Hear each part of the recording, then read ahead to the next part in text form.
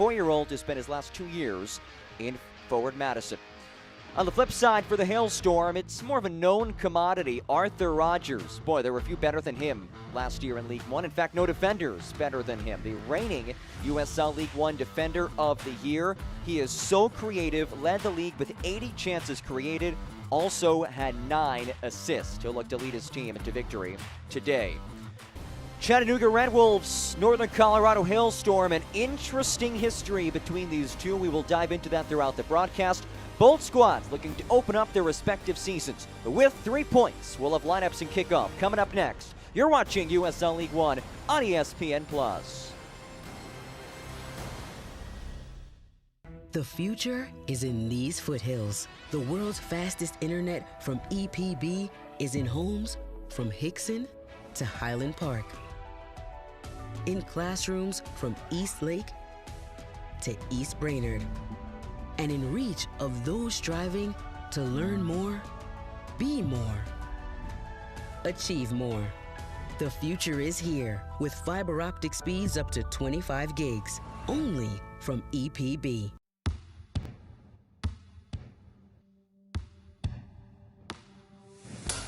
There's a beat in all of us. It drives us, it inspires us, and it pushes us through. It is there in preparation, it is there in battle, it is there in defeat and success. It's the engine, it's our guide. And this beat is my own. This beat is how I live. And this is how I hydrate. Body Armor Sport Water, hydration for athletes.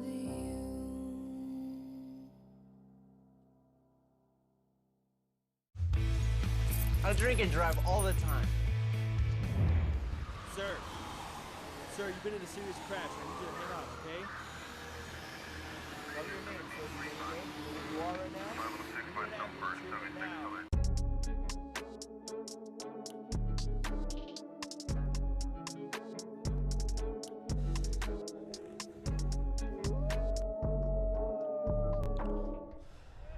Both teams just about set for the walkout. These two squads opening up their season tonight here at CHI Memorial Stadium. It is Chattanooga Red Wolves SC, Northern Colorado Hailstorm FC, presented by CHI Memorial. Let's take a look at what the home team will send out there tonight. This is a completely new-look roster. Chattanooga lost 4 of its top 6 goal scorers, 3 all-league selections from a season ago.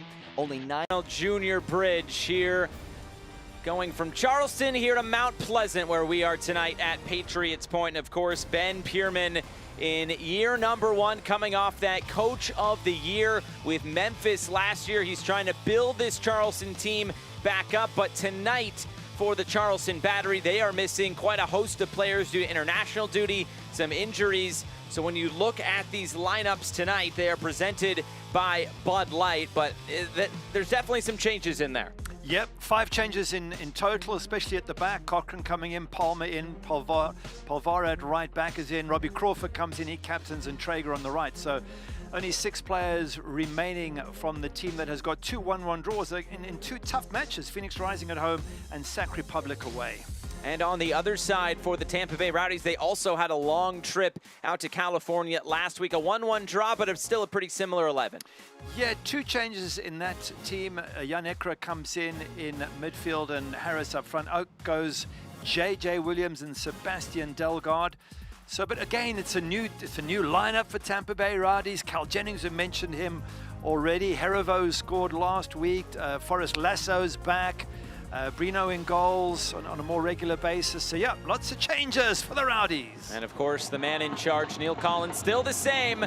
6th season as head coach. Of course, a battle of former coach of the years, as of course these are the last 2.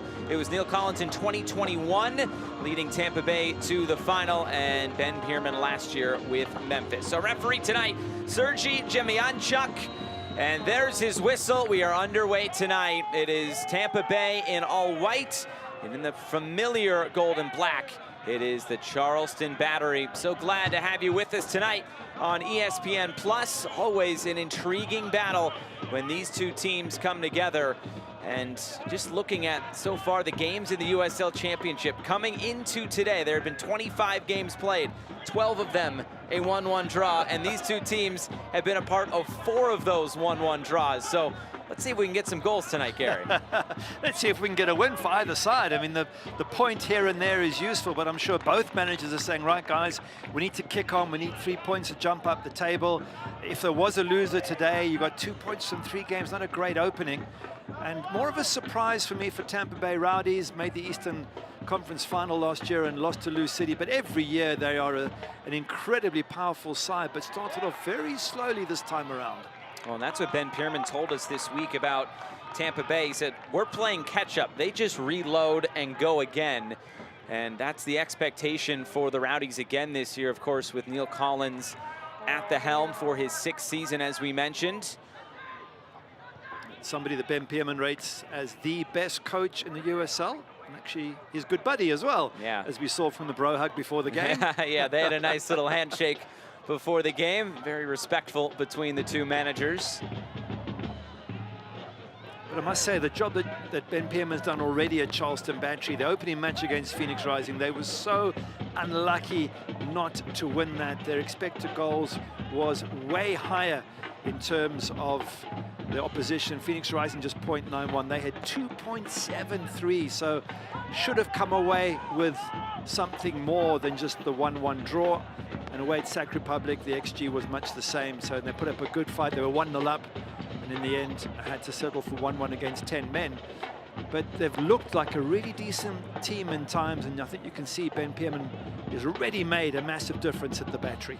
And Ben Pierman said it was a good performance overall, but just the way it all transpired with scoring an early goal and then Sac Republic going down to 10 men within that first half and then conceding on the other side of halftime. But those are the things early in a season with so many new players. You got to go through those growing pains. But he said if you would have told us that we would have gotten a point going all the way out west against a very good Sac Republic team, he said we probably would have taken it, just the circumstances maybe changed the feeling afterwards.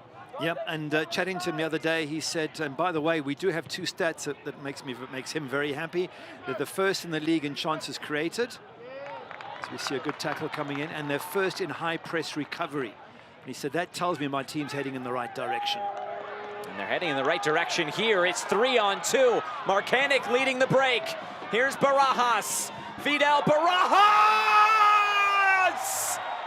One of the bright young stars in the USL Championship, and that is one to remember for the youngster.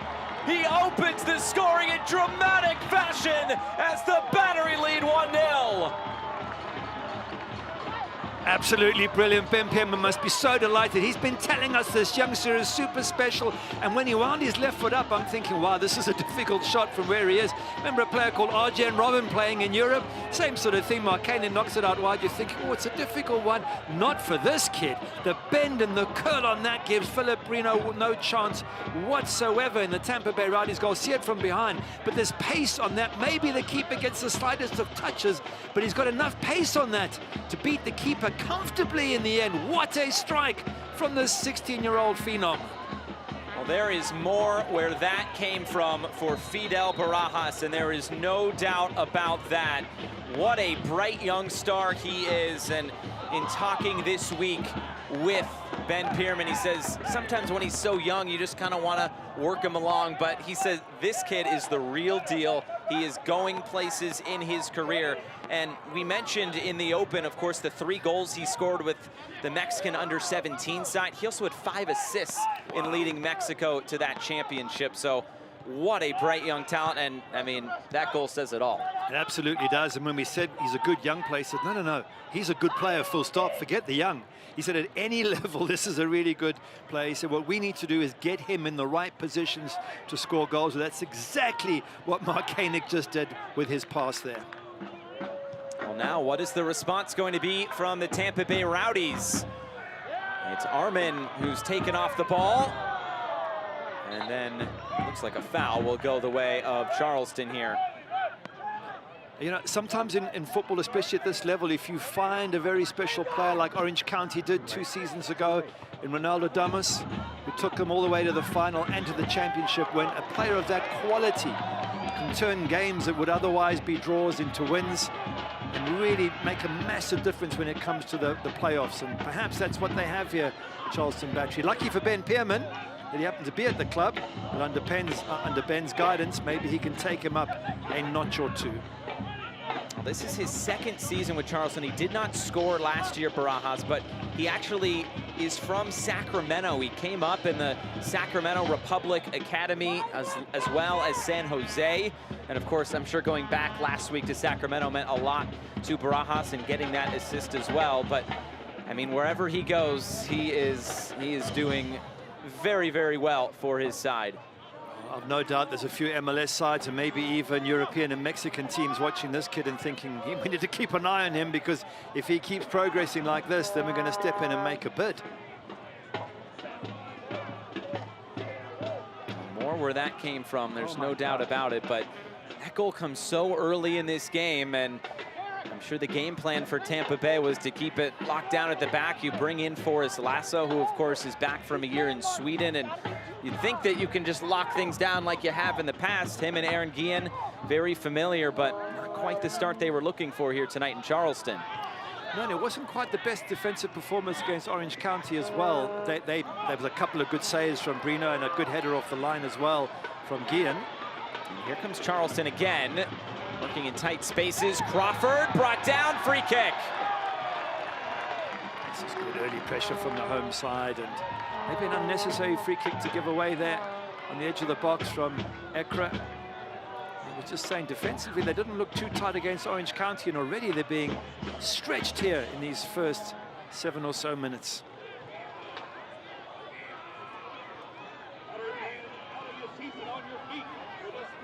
A big early moment in this game.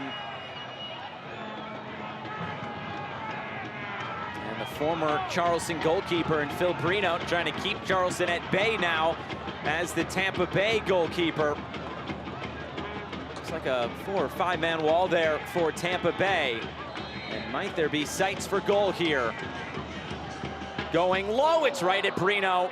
And went around the wall, and Brino had it covered. Goalkeeper is in the right position where he needs to be, and in the end it looks like a simple save. And maybe in striking it, Charleston Battery were hoping the keeper might sneak across and get himself out of position. Not to be, though. Brino spent 2019 and 2020 with the Charleston Battery.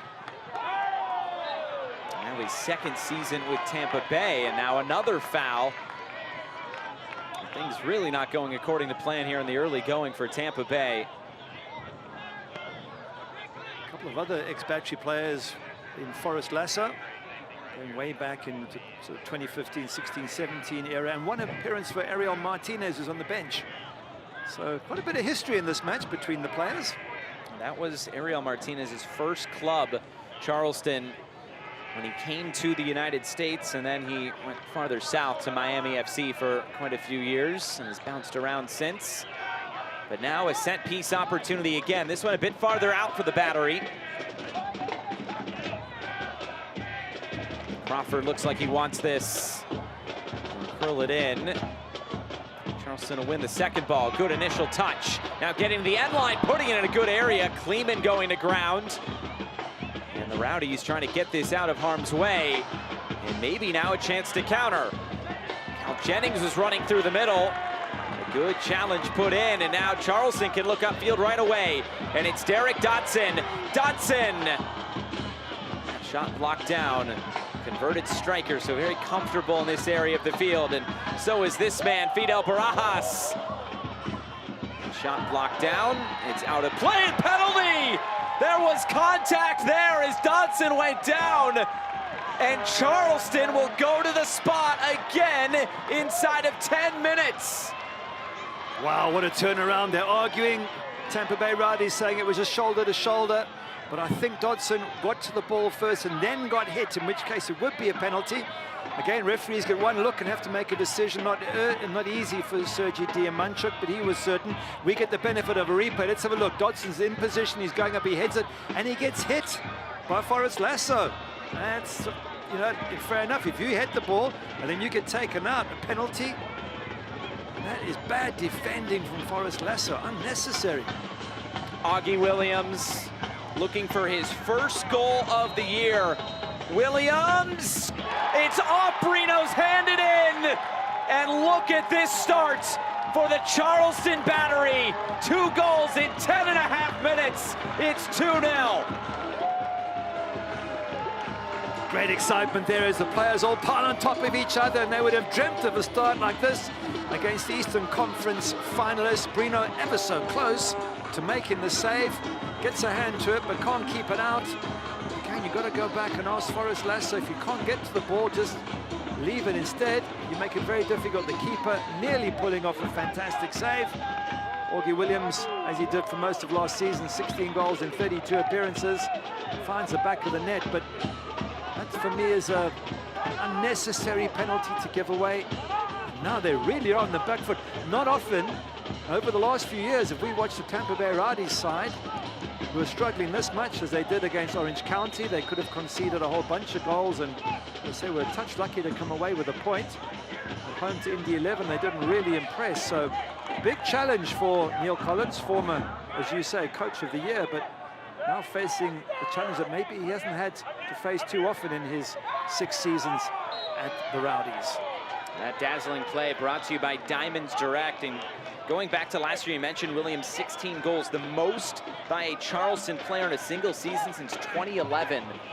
So he really was putting in the goals, even though we mentioned a down year for the Battery last year. But Ben Pierman has this team humming here in the early going at home. They're now trying to hold on to this lead. They've scored the first goal in both of their first 2, but it came out to be a couple of 1-1 draws. But you know what? It's not going to be 1-1 tonight, Gary.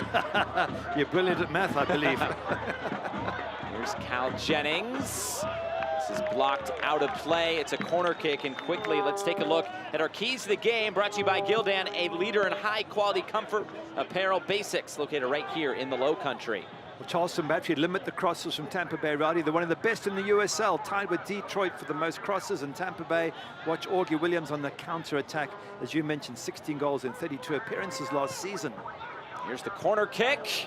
It comes in. It's easy there for Muse. Kleeman didn't know much about it.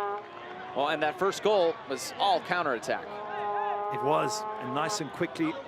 And that was Markanik on the counter. Normally it's Augie Williams, but Markanik putting in Barajas. Just wonder there when that ball came across to Kleeman, if you know, normally in the box you assume somebody misses it. That's what you're there for. And it came to him and he wasn't really set up to have a strike on goal. He wasn't far out, Kleeman. Those are the chances that Tampa Bay might need to take if they're going to get themselves back in this match. Barajas at full stretch. It just couldn't quite bring it in.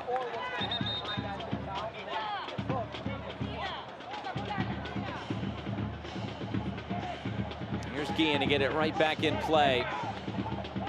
And if you're looking for positives here for the Rowdies, and they still have close to 80 minutes in this game, it's obviously very early on, but there's no doubt this was not the start they were looking for. That's probably the only positive you can take out of this start. I mean, it really hasn't gone Rowdies' way, or put it differently, Charleston Battery have been absolutely stunning. Well done, Ben Pierman. Let's take a look at today's injury report. It's presented by MUSC Health Sports Medicine, and Handwalla Buana, of course, out for the season. So is Leo Fernandez. But we also mentioned the 5 players out on international duty for the Charleston Battery. So they are missing quite a few. And we also heard Emilio Akazi made the bench, but he's been banged up as well this week. So they're just looking to get some players back. They are off next week, though, Charleston. So they'll have some time to recover. Yeah, AJ Patterson away on international duty, Benji Etienne, I think you mentioned a few of them, Declan Wynn, Jesse Randall, Leland Archer. It's a lot of players, both starters and bench players, who could make a difference. 3 out of the 4 starters on the back line for this Charleston side, but Etienne and Patterson did start last night for Grenada in that 7-1 defeat against the United States in CONCACAF Nations League.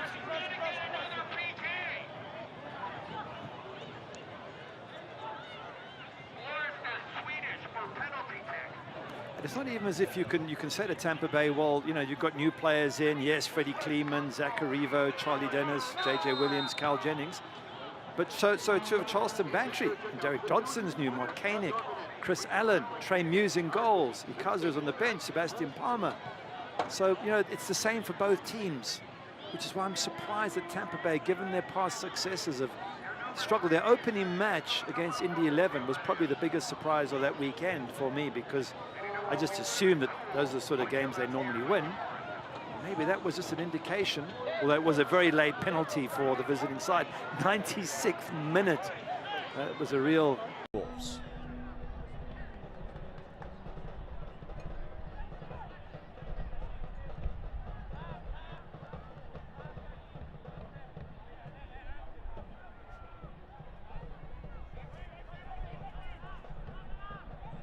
It's a match that has thus far been controlled by Northern Colorado in terms of possession of that back third. 4 shots to just 2. 4 shots, 2 on target. None yet for Chattanooga, but looking to change that. Mael Malongo plays it centrally, intercepted with ease. Cardona.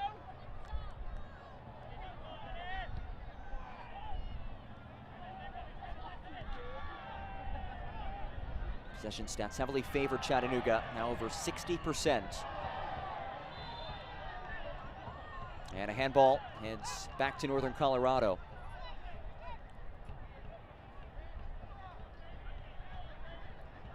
It's a Northern Colorado team chock full of Chattanooga ties. A handful of players used to play for the Red Wolves. Leo Fola, Marky Hernandez, Jackson Dietrich.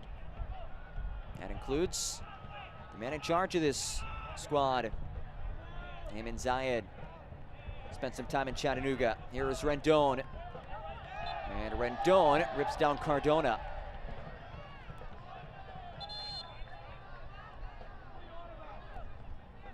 Rendon, one of the newcomers, joins this club from Nice's side, Syracuse Pulse. He was coached by current assistant coach Colin Falvey there. Colin Falvey also played for Chattanooga. In fact, all 3 coaches for Northern Colorado spent some time in their career with Chattanooga Red Wolves. Lofted ball from Rogers. Williams the first to it. Settled down by King. Rendon, pocket of space to work with. Centrally for King. King, breathing room. Oprah, low blast, and that's off target.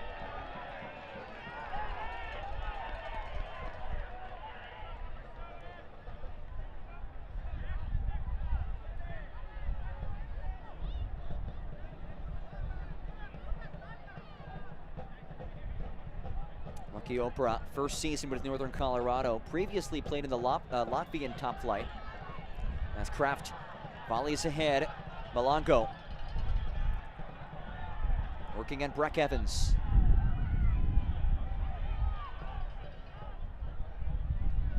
Varela. Cardona now.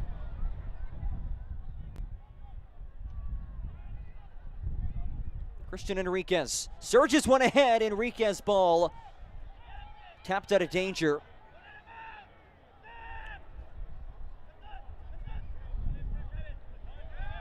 Clearance leads to some contact. No whistle.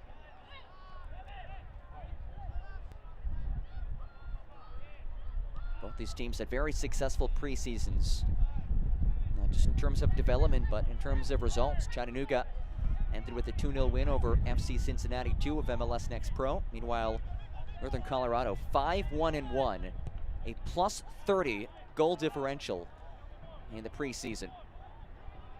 A whole different beast tonight as they open up League One action. Distance effort, and Aviles able to get a paw on it. Tried to chip the keeper from beyond midfield. Have to appreciate the ambition.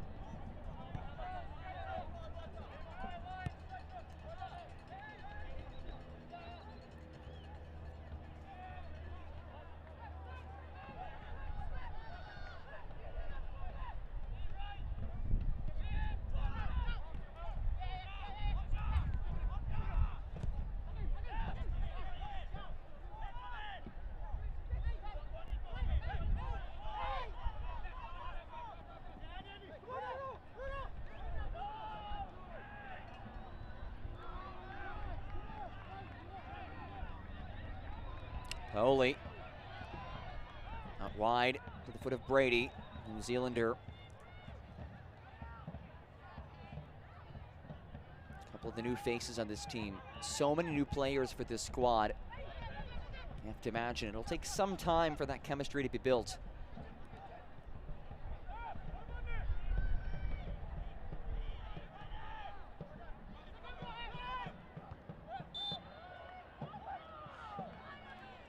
Kick headed down to Chattanooga.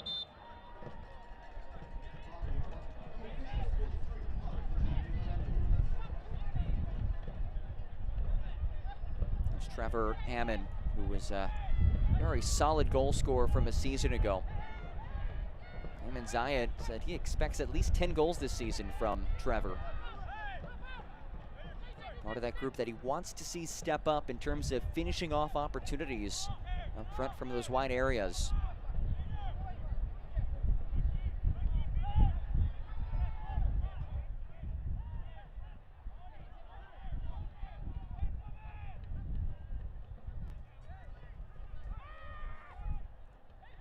Enriquez, surging ball, spins towards Cardona. Rogers heads it over the touchline.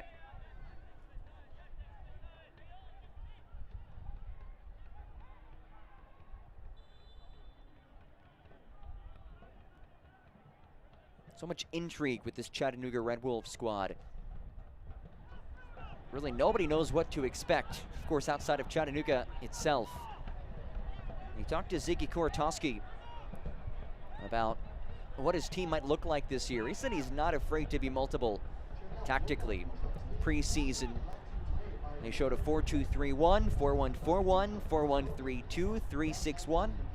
He said it wouldn't bother him to play without a 9 at some point either.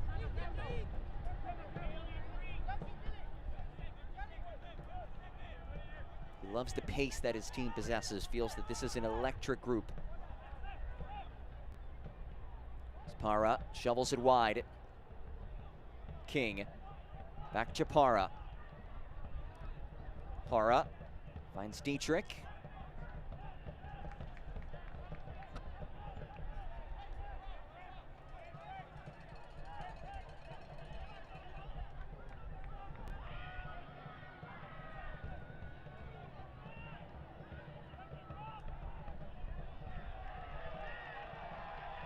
Goal kick on the way for Carlos Aviles. So after 5 or so minutes of solid control in the attacking third for Northern Colorado, things have evened out a bit.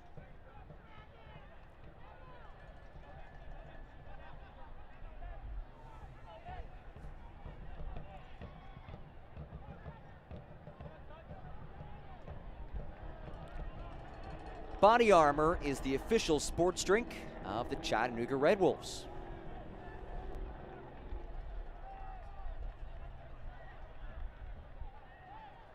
There is Ziggy Korotowski.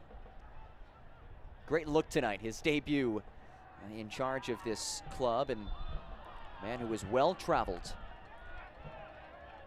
Spent time in Guatemala, Northern Mariana Islands, and of course here in the U.S.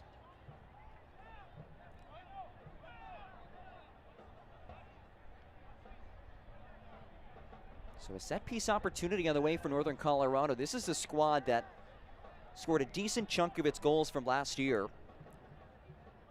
off of set pieces. You'll do that when you have Arthur Rogers to take them. And he's the one who stands to the left of the ball right now. It is Rogers who powers one ahead. Ricochets out to the foot of King. Rogers pops one inside the 18, towards the back post, headed goalward and over the crossbar. Off the head of Rendon. You see emphatic thumbs up to Arthur Rogers. Take a look at this Rodriguez Family Dentistry replay. Lovely ball, and he finds Rendon's head. Tough though, his momentum taking him away from the goal.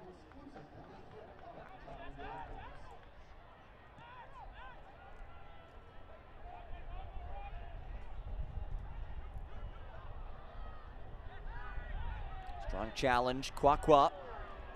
Awarded the free kick.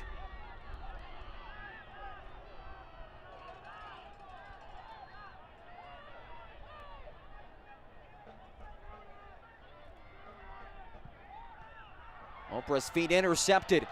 Chance to work ahead as Kraft plays it through. Malongo now. 1-on-1 with Cornwall. Malongo plays it back. Top of the 18.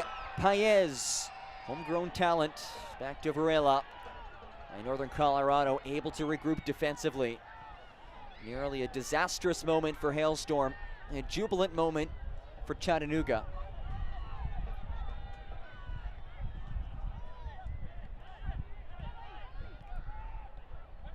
Enriquez.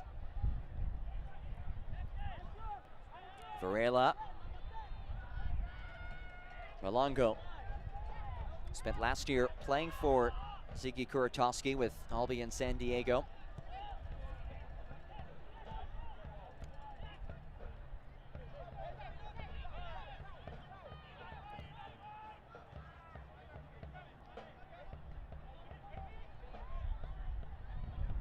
His feed knocked away. Rogers working that touchline and held up by Yair Paez.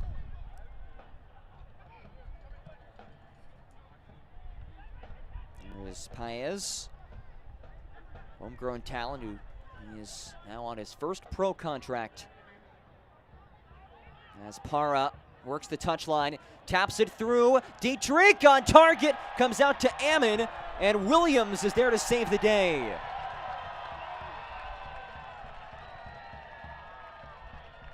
The type of plays that Mikal Williams makes, match in, match out. He is a seasoned player in that back line. Provides really good leadership, wearing that captain band.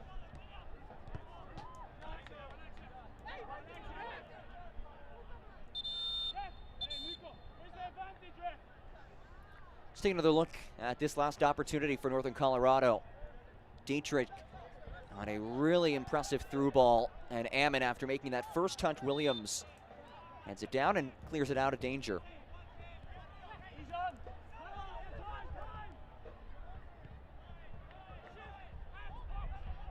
Oprah taps it wide. King plays it centrally. Williams, who else, wins it in the air.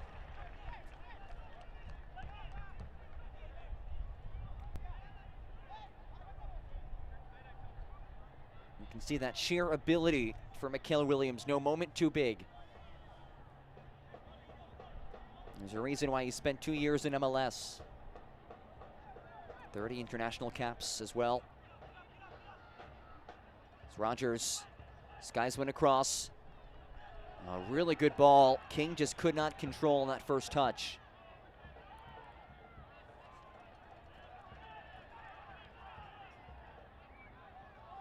Ammon spins towards the end line. Down goes Ammon, looking for a whistle. They play on. And a corner kick on the way for Northern Colorado. This is number 4 for Hailstorm.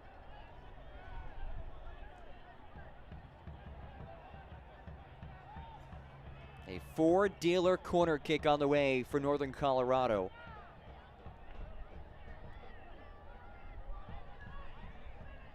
Fourth of the match for the visitors. We got off to a very slow start a season ago. Just 1 point through 2 matches last year, 4 points through 4 matches. They want 3 points this evening.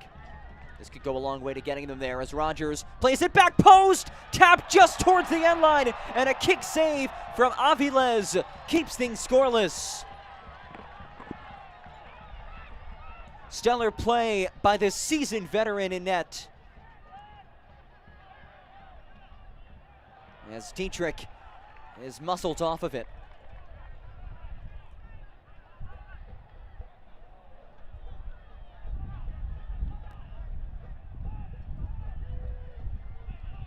Oprah's ball, whisked away by Williams. Stays in the attacking third. Rendon working on Cardona. And it will be A throw on the way. Well, Carlos Aviles, this is nothing new for him. Watch on our replay brought to you by Rodriguez Family Dentistry. First of all, a lovely ball and tapped goalward by Breck Evans. And then the kick save from Aviles. This is an interesting keeper union for Chattanooga. They also have Ricardo Jerez unavailable tonight as he's with the Guatemala national team. Ball rolled centrally and cleared out of the 18, bicycled away. Stays now with Rogers. Para.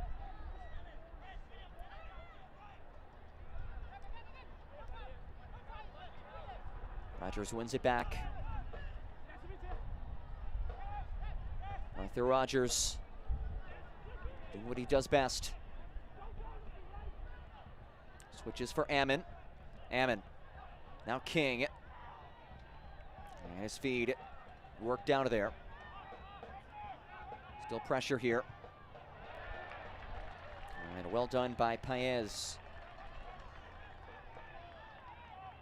Paez, the first Chattanooga Red Wolf Academy player to sign a pro contract with the first team.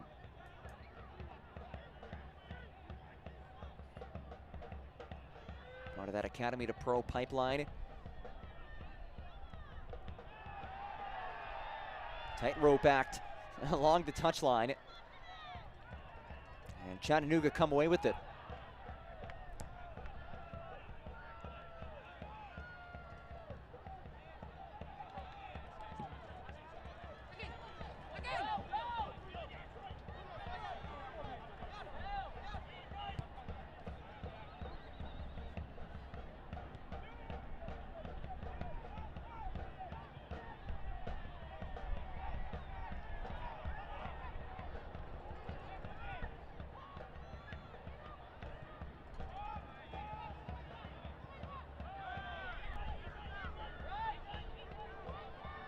Varela sends it wide. In stride, Jackson Brady. Room to send it across. Brady, ball deflected away and eventually cleared.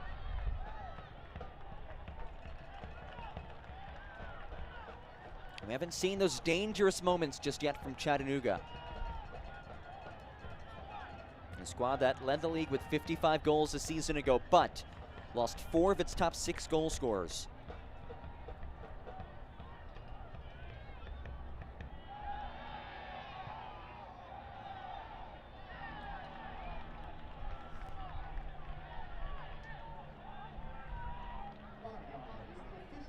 Those returning dynamic players for this team is Mo Espinoza, who starts on the bench today.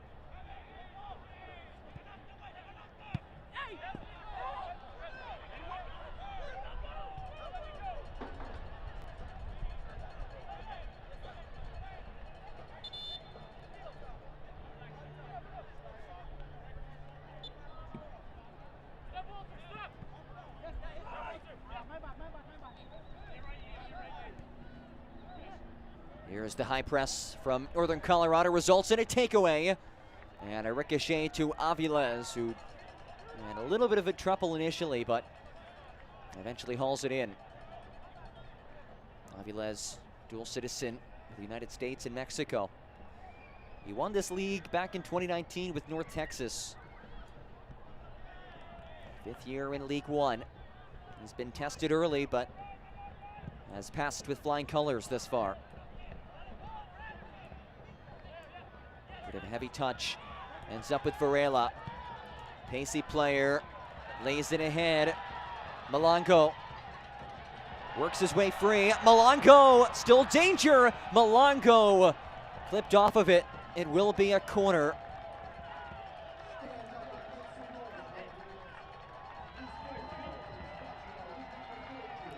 You look at this Chattanooga club, I think this is where a lot of their success will come. The pacey players that they have, Malongo in particular. You could see him making that run to the right flank. Fine ball from Varela to find him. And here comes a four-dealer corner kick. Riley Kraft to take it. Kraft's ball towards the back post. Hands the other way. Kel Williams in the vicinity.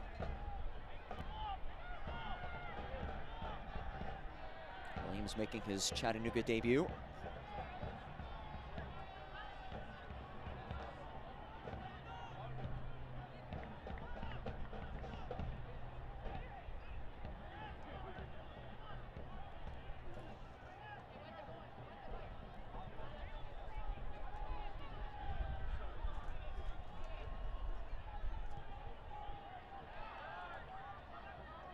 Ammon. Options on his right, it's Para. Instead plays it wide for King. King's cross is knocked over the end line. Will be another four-dealer corner kick.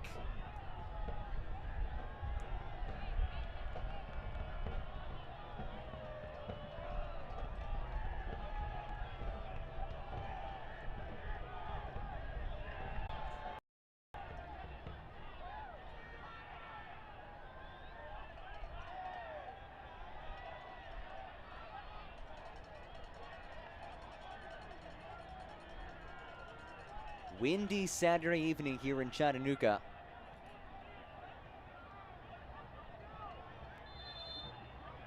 And we get back to the action.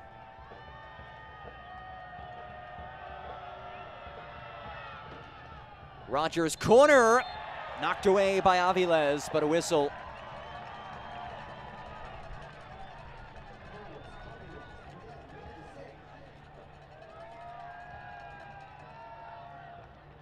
Take a look at this replay and watch again as Aviles just gets a hand on it. You saw that push on the back post from Rendon. That was the whistle. Carlos Aviles has gotten off to a very fine start tonight. Put up some impressive numbers last year. 6 clean sheets, 28 appearances. 1.2 goals against average. He's been tested early though. As King stumbles. King marked by Brady. Oprah steps over. Oprah. Aaron Cross. He'll hear it from the Chattanooga faithful. This is a tough place to play. When this place is rocking, it's tough to find a better atmosphere than CHI Memorial Stadium. And that's exactly what Ziggy Koratowski wants to cultivate here in Chattanooga. He said he wants it to be a situation where fans don't want to miss a match day. He compared it to playing Augie Williams, and the referee will bring this back for a foul. He tried to let the advantage go on, but he deemed that it hadn't quite gone as he had hoped, so he'll bring it back for the foul. And a free kick upcoming for the Battery. Just saying it's important for for Tampa Bay Rowdies to get one back before halftime. Equally important, as you mentioned, not to concede a third, then they will be in big trouble. So Bruno here just organizing his wall, organizing the players, in which case it's a one-man wall, just Cal Jennings. I wonder if they'll try and bend it in that near post. There's a lot to aim for. This is Barajas looking for that ball all the way to the end line. Cochran thought it was deflected. It's a corner kick. I don't know what they're arguing for. Once the referee gives it, you might as well just get on with the game. Hard to tell whether there was a touch here, I think, of Jordan Doherty. And a set piece for Charleston Battery.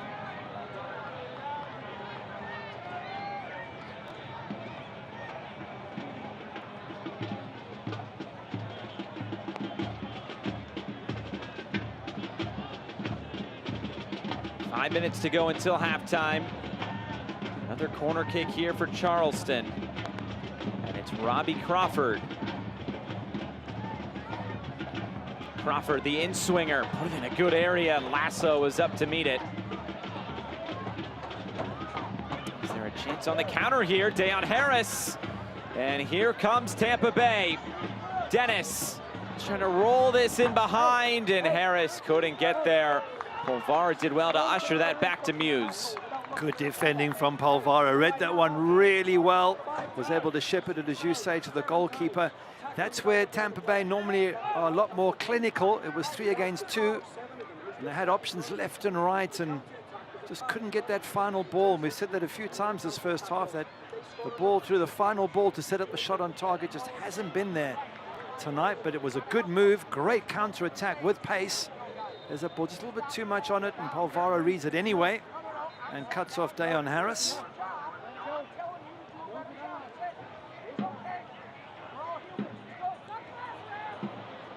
Revo able to win that back after a Charleston player slipped on the far side.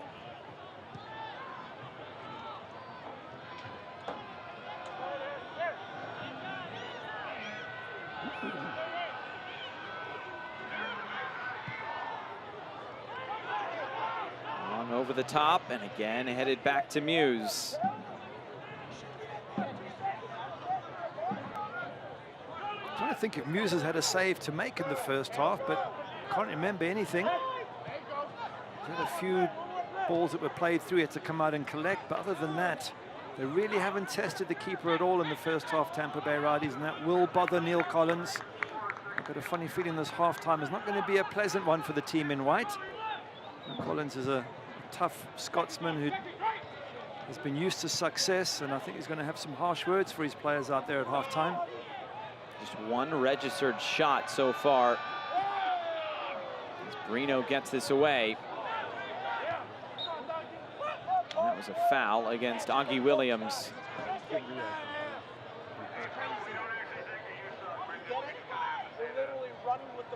Having said that, I haven't seen much of the young man Fidel Barajas since his goal. You would think, having tucked that one in so well, Neil Collins would have been really worried about the youngster, but he's not had much service. And you'd think that it would be a feature of Charleston Battery's play to try and get him on the ball as much as possible. Look at that high press from the Battery. So good. Ekra.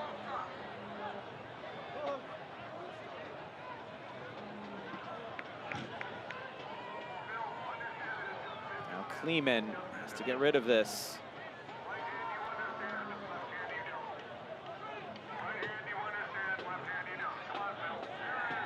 Shut down by A.J. Cochran. In his second season overall with Charleston, he spent 2015 on loan from Houston. His first year back since then. Again, trying to put this in the middle. Here comes the shot. It's deflected away. Palma got in the way of Charlie Dennis, who will now take this upcoming corner kick. Kian doing well to come up, the captain there, from his centre-back, left centre-back position, trying to help out in the attack. Good set piece, a couple of minutes before half-time. Lasered in and cleared away. Kian keeps it alive.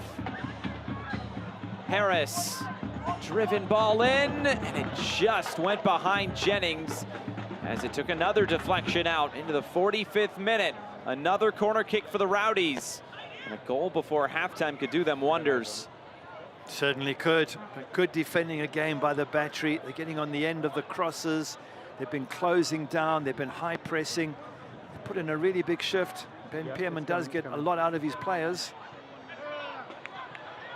Again, it was Dennis. Pretty much the same result as last time. Set piece defending has been pretty spot on from Charleston as this is flicked along and the shot goes just wide. But there was a whistle that will end the threat anyway, so all for naught. Might have taken a deflection after he shot it as well, Cal Jennings, but that's what he needs more of. You get him balls in the box and he does get shots. Don't know if it was him who was offside or somebody else. That's the service that man needs. This 1 minute of stoppage time brought to you by MUSC Health Sports Medicine.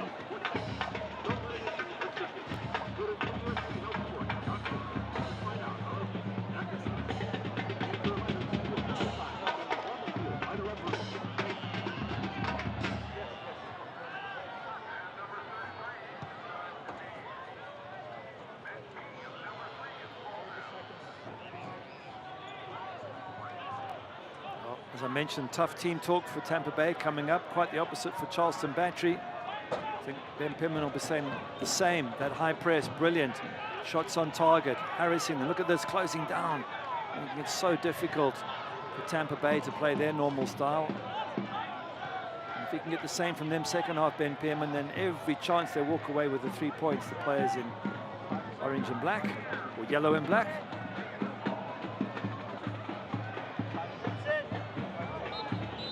There is the whistle. First half is come and gone. It was a fast start for the Charleston Battery.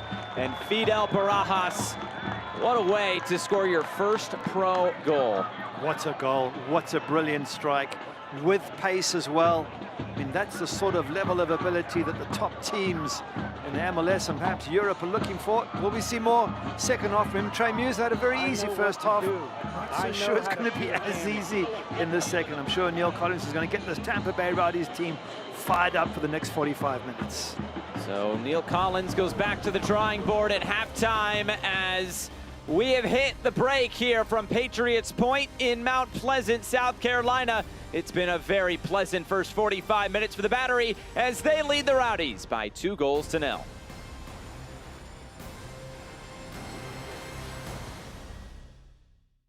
There's a brand new morning, rising clear and sweet and free. There's a new day dawning that belongs to you and me.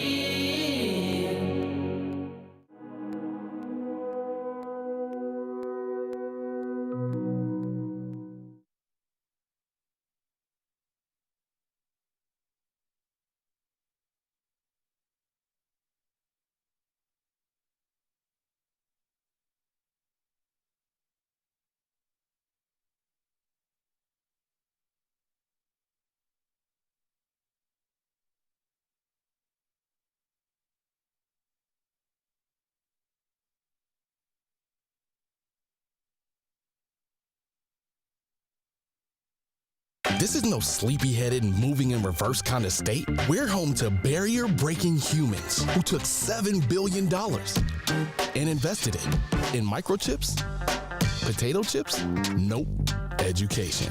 This investment, it builds jobs and more jobs where people create things like flying, not that. Who does all this? Forward-thinking pilgrims of change, like you. South Carolina. Now that's smart.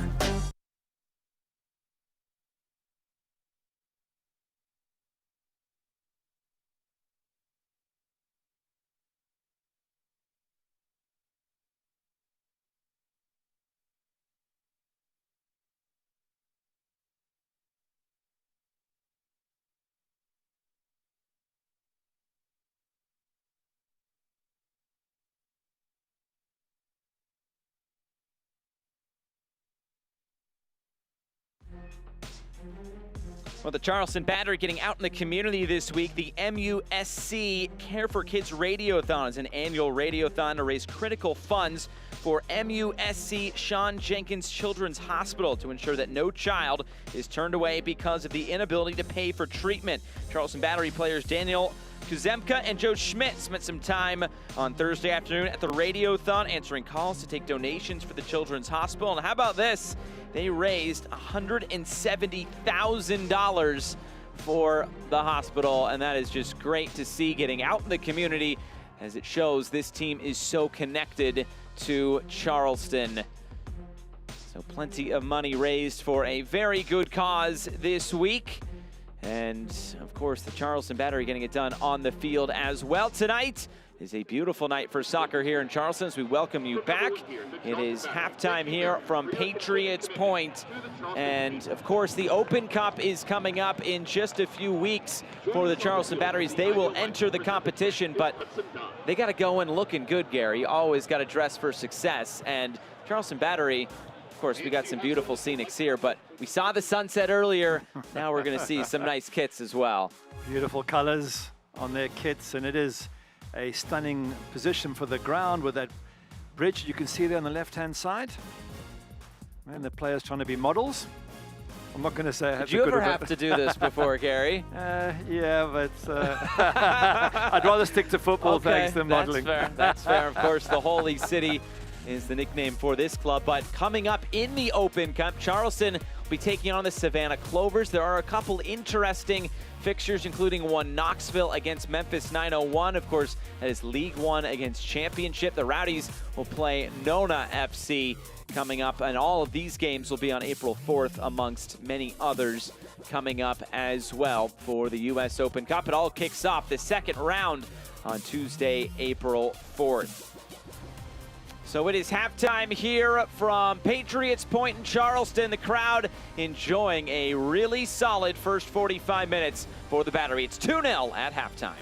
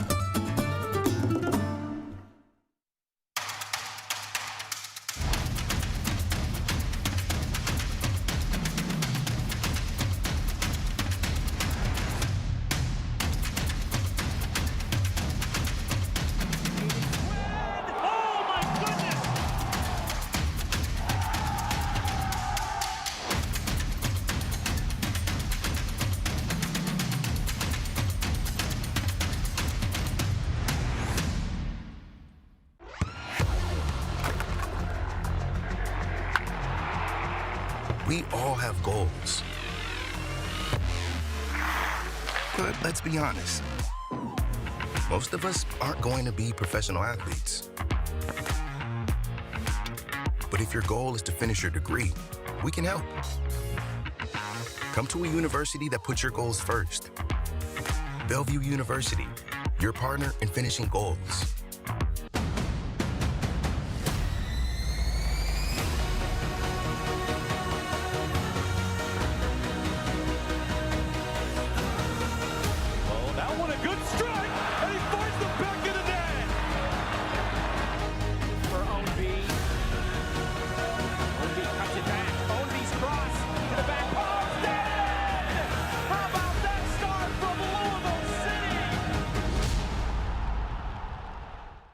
There's a brand new morning,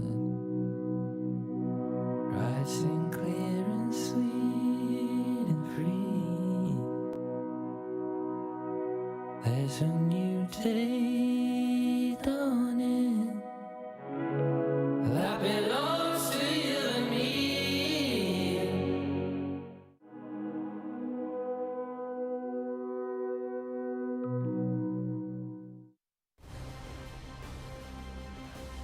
Back here in Charleston, 2-0 at halftime to the home side. The Charleston Battery over the Tampa Bay Rowdies. And of course, looking at news and notes from around the USL Championship. What a start to the season it has been. And how about goalkeeper union? We got a good one coming into the USL. Bill Hamid joining Memphis 901 FC, and Albert Dikwa, another hat trick in the league. Yeah, joining Memphis, of course, who are part owned by one of the best goalkeepers of all time, former Manchester United. Go on. Tim Howard. There we go, Tim Howard. There you go. Awesome. So good luck there to Bill Hamid. I think they need it. They're struggling in Memphis so far this season. So he'll be busy, but good luck to him. Albert Dikwa, named Player of the Week. What a hat-trick he scored. Against Memphis. So yes, Yep. they need to keep it out of the back of the net. There's no doubt about it. Bill Hamid should help. But already some games final earlier today. And how about El Paso all over Lou City? Never saw that. Not in a million years do I think Lou City get beaten at home. El Paso played 3, lost 3. Lou City won away at Monterey Bay, drew at Orange County away. You're thinking, come home, it's an easy win. 3-0, what happened there? And then you mentioned Hartford Athletic. They've had a shocking start to the season. Birmingham, I think, top the East at the moment. And then Indy 11, by the way, also, what a good start for them, a draw and a win. They drew away at at Tampa Bay, which we've mentioned already this evening, and you go and win away at Detroit City. That's some start. And they had 77% possession, I believe, in that game. So Indy just dominant over Detroit City here today. And of course, more games coming up later on tonight. Now that Oakland-Memphis game will not happen, but the other 4 will be happening. And some good ones to pick from. Yeah, Sac Republic, San Diego, that could be a cracking match. San Diego looks so good this season, especially with the signing of Ronaldo Damas. Sac Republic, of course, the Open Cup finalists from last year. They're still a wonderful side. San Antonio, the champions, welcome Colorado Spring Switchbacks. Orange County need a win. They need to start picking up some points this season, just one from their opening 2 matches against a completely new Las Vegas Lights. Not one player from last season is still there. I hear somebody's going to be on that call. 10 Eastern, ESPN Plus. Got to tune in for that one. Plenty of good action, of course, all games in the USL Championship and League One, which really kicks off here today, all on ESPN Plus. But here in Charleston, the Battery 2 goals to the good. Is there a comeback for the Rowdies? The second half is next.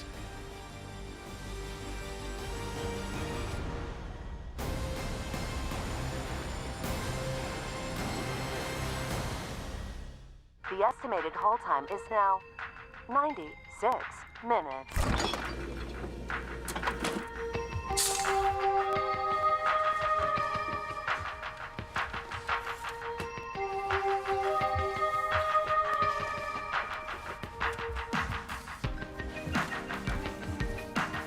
Sorry, are you still there? Yes. Okay, please hold.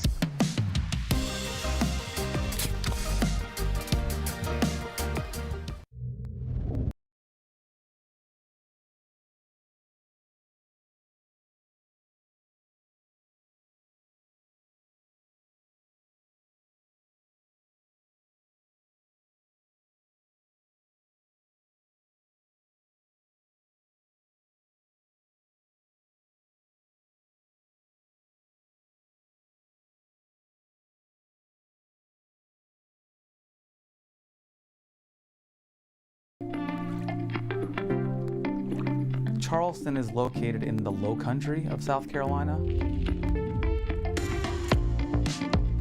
The history here, it runs deep, and you can't imagine being anyplace else.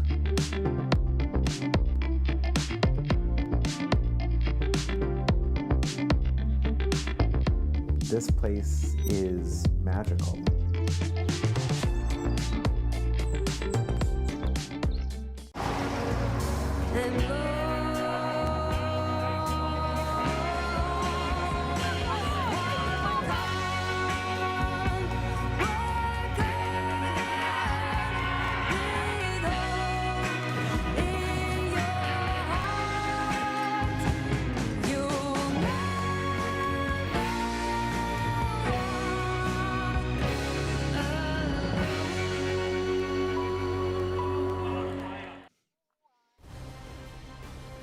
Back here in Charleston, and the Battery gearing up for a big second half, looking for their first win of the season, as it is 2-0 to Charleston at halftime. It is time to look back on the first 45 minutes with our halftime highlights.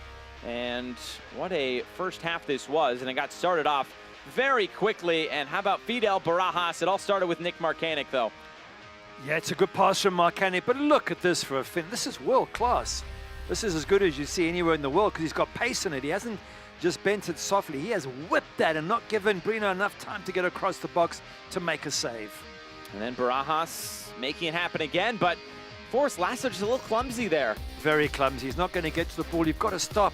I mean, Dodson's knocked the ball up. It's not really a danger. Give away a penalty. Keeper gets a hand to it. Brino nearly saves it, but for Augie Williams, back of the net, as per normal. And then just a few minutes later, this is when Tampa Bay would really start to get going, but still just not quite enough. No, Freddie Kleeman had a chance there. If he just connects with that, it's only about 7 or 8 yards up, but totally whiffs on it. And then Charleston, they honestly should be up 3-0 if not for Phil Brino. Oh, it's a fantastic save with the goalkeeper's left hand. Not much more Augie Williams can do. He beats Forrest Lasso to the ball, but it's a brilliant save. Marcanic again with the pass. Halftime stats are brought to you by Heineken. Possession well in favor of Tampa Bay, but just the 2 shots has to be worrisome. It is, and none of them on target. If you want an XG, it's 0.91 for the home side, and they've scored 2, so they're well above their XG, but 0.13 for Tampa Bay, which basically says they haven't tested Trey Muse at all, and that's been the truth. It's got to be a much, much better second half for Neil Collins' team, otherwise they're leaving here without a point. So here we go, second 45 minutes upcoming from Mount Pleasant here just outside Charleston with the former Manchester United goalkeeper Gary Bailey. I'm Josh Eastern. Thanks so much for joining us. Of course, other games going on around USL Championship tonight. We are glad you are tuned in here on ESPN Plus as we get this second half underway. The Rowdies and the Battery, a swing and a miss to start this half, and that's going to be a foul right away. And how about a yellow card as well? That is not the start that AJ Cochran was looking for. No, it's not the start, giving away the foul, but then just stay with him. Don't pull him down, and now you're on a yellow as a central defender. You've got a problem. You can't make a tackle without worrying about getting a second yellow. Have you made the error, sprint back, cover, and try and limit the damage? And it's... We said just before halftime would be a good time to score. Just after halftime is not a bad time to score either if you're a Tampa Bay Rowdies player. It's a yellow card brought to you by Spink's Convenience Stores located across South Carolina. And remember, Charleston, they are severely down players due to international duty. On the bench, there really isn't a like-for-like replacement for central defenders, so have to be careful now on that yellow card as AJ Cochran. Now it's Dennis and Doherty standing over this. Dennis will send it in. Heads go up. It's still bouncing through. Harris trying to get back on it for Dennis.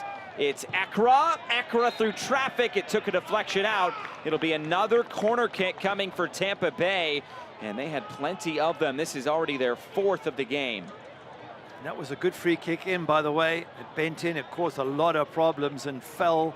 Just didn't quite fall to a Tampa Bay Rowdies player, but they've got another chance to do exactly the same.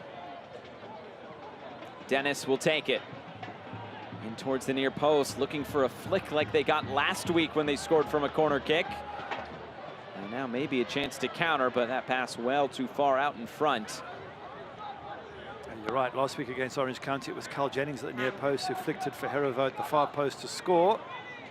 And there was no flick there. There was just a ball that was left and eventually comfortably cleared by the Badger. But good start to the second half, as I thought there would be. I've no doubt Neil Collins gave them a real talking to and expected them to come out firing. And the question is, can Battery just contain this and then obviously try and build and look for a third? And that would kill the match off, you would think.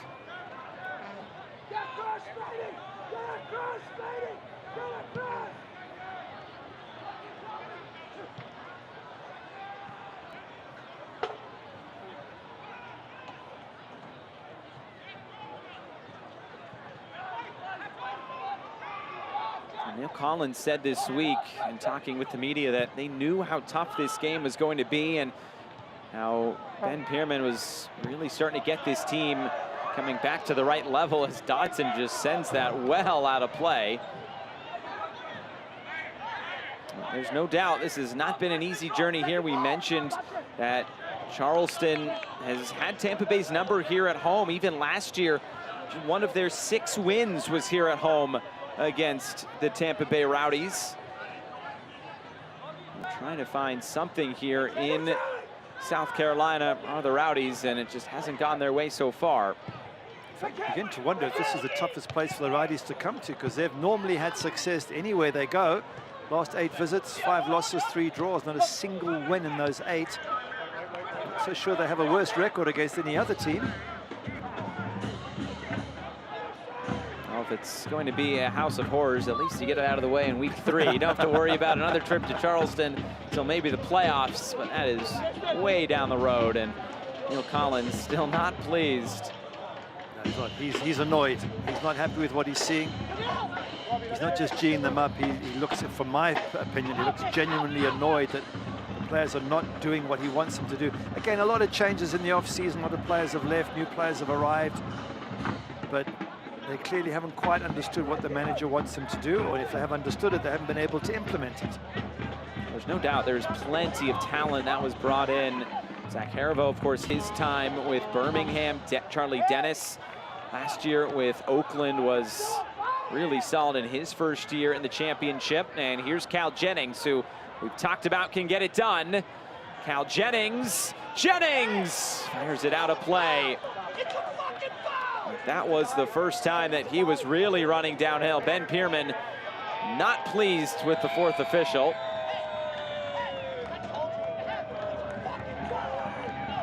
Cal Jennings not hitting target. I expect him to do better from there. This is his sort of territory. Gets it on his right foot. If you keep it low, at least you're forced to keep it and make a save. Maybe he spills it. But, you know, there is one player that they are missing on the Tampa Bay Rowdies side, and I'm sure Ben Pierman's delighted he's not playing, and that's Leo Fernandez. Leo Fernandez is such a good player for Neil Collins. He's not available, long-term injury. That is a big miss from this Rowdies side.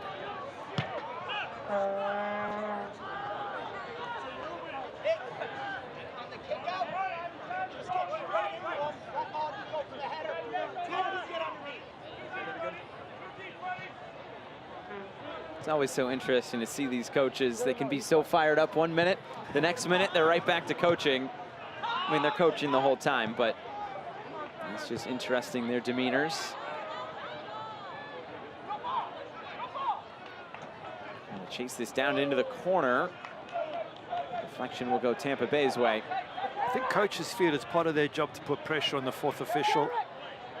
And I'm not so sure you see it at every level of football. You see it in the English Premiership every week. And they argue every single throw and free kick and card. And at the end of the day, the poor fourth official, that man standing in the background there, just gets an earful from both So coaches. you want to be a fourth official, Gary? That's the last job in the world I want, trust me.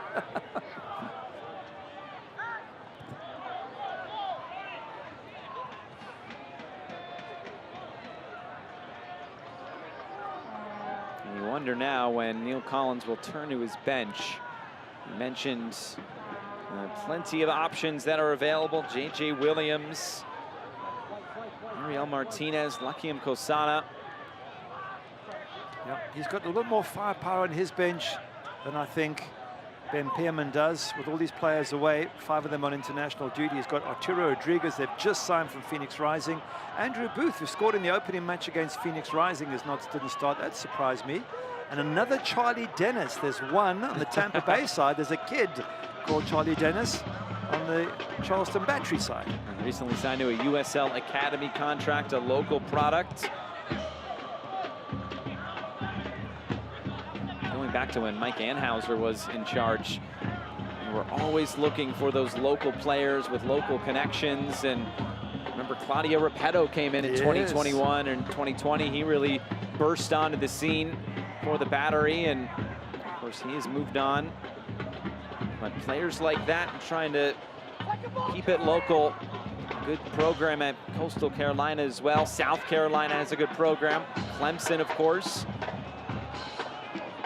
So plenty of good soccer in this region of the country. Under Mike Anhauser, I think they made the playoffs, what was it, 7 or 8 years running.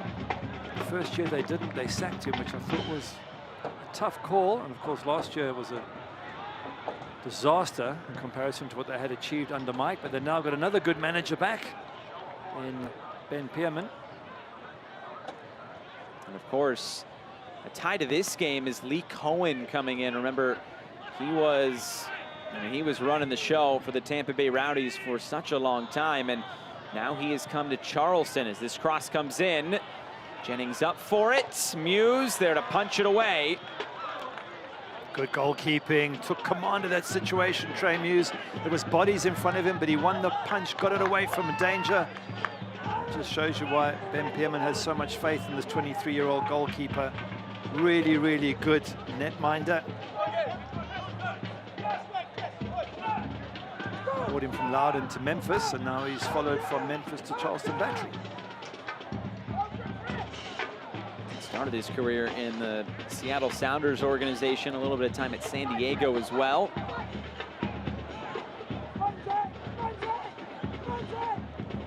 And Gary, he's an Indiana Hoosier. I just have to throw it out there.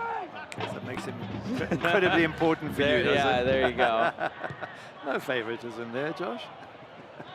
Switch of play. Here come the Rowdies. Just too far out in front. Again, this is swept out of play. I think Charleston's going for the longest clearances tonight. And they're not putting it out of play. They're sending it out of the complex. Again, that final ball from Tampa Bay just hasn't been there, but they're plodding away. They're just hoping for that 1 or 2 moments when it does work for them. Of course, it's early in the season and players are still finding their touch and rhythm, especially with new players around you. But Tampa Bay need to get it going very, very quickly, because if they lose this, it's 2 points from the opening 3 games. And they are used to playing most of their playoff matches at home. They could find themselves on the road, or even worse, they could find themselves out of the playoffs. I wouldn't normally say that, but then Phoenix Rising last season was a huge shock for everyone. At this level, nothing is guaranteed. Right, time for subs. And it will be a substitution. Ariel Martinez will be coming onto the field to replace Charlie Dennis. Experience Martinez. Of course, made 1 appearance in 2015 with Charleston, but back here, I guess, at his former club. Once you make one appearance, you're part of that club. But we should mention, going back to your point about this tough start for Tampa Bay, this is the first season in the Rowdies' USL existence with 2 draws in their first 2 games. They've always won at least one of their first 2. And then if you add a loss onto that, it gets to basically being the worst start in their history. I know it's only 3 games and there's still a long way to go here tonight, but they are definitely searching for something. Remember, they joined the USL in 2017. And it's not like they've been unlucky. As I said, against Orange County, they actually were very lucky to come away with a point, I felt. Yeah, probably unlucky at home that Indy scored in the dying seconds. Cross comes in, Ekra trying to keep it alive. Ekra just kind of swung at it. It did take a deflection out of play. And another corner kick for Tampa Bay. Just to complete their point on being unlucky, they sort of haven't been unlucky here today. It's been good goals taken by the battery, and only but for a great save by Phil Brino, it would be 3-0 down. But they have time to change it around. I haven't seen it yet, but there's still 1/3 of this match to go. Armin now on corner kick duty. Cochran gets it away. Split the 2 men trying to keep it in, but Guillen will move it out wide for Armin once more. Looking for Ekra, and Marcanic had it read. And now a chance to counter. You mentioned this in your keys, Gary. The counter-attacking can be so dangerous, but good job by Tampa Bay to slow that down. And an unusual bad pass from Fidel Barajas. He just totally mishit that. Trying to cut this in. It's Jennings! And it's saved by Muse. I guess they don't ask how, just keep it out of the back of the net. That's what Muse did, but a solid connection there from Jennings. That's like Cal Jennings. That's what you expect from a player of his quality. Hit the target. Again, it was at the goalkeeper, so it wasn't the most difficult save for Trey Muse, but at least you've stung his hands. Good turn there on the far side. Barajas in for Marcanic. Marcanic deflected in! Charleston will take that, and they will take a 3-0 advantage. Nick Marcanic's first goal in Charleston colors, and it might put them out of reach from Tampa Bay. That's a tough one for Phil Brino, but you know what? When you're Charleston battery, you take the luck when it comes, and they got a little bit of luck there, that deflection, but Marcanic, he's been the supplier to the first goal. He was the supplier to Augie Williams for his chance in the first half. Now he gets a chance to get himself on the score sheet, takes the shot, wicked deflection, and just loops over the goalkeeper. Nothing Brino can do about that, but you've got to buy a ticket to win a raffle, and that's what they've been able to do here. And they were a bit unlucky not to have beaten Brino with that chance from Augie Williams to make it 3-0 earlier in the match. Well, they've now got their 3-0, and now Tampa Bay are in real trouble. Well, we said the next goal in this game was going to be so important. Of course, that battery goal with a sparkling finish is brought to you by Diamonds Direct. This cross comes in, and now Tampa Bay really will have to dig deep here. This is just very unlike the Tampa Bay Rowdies.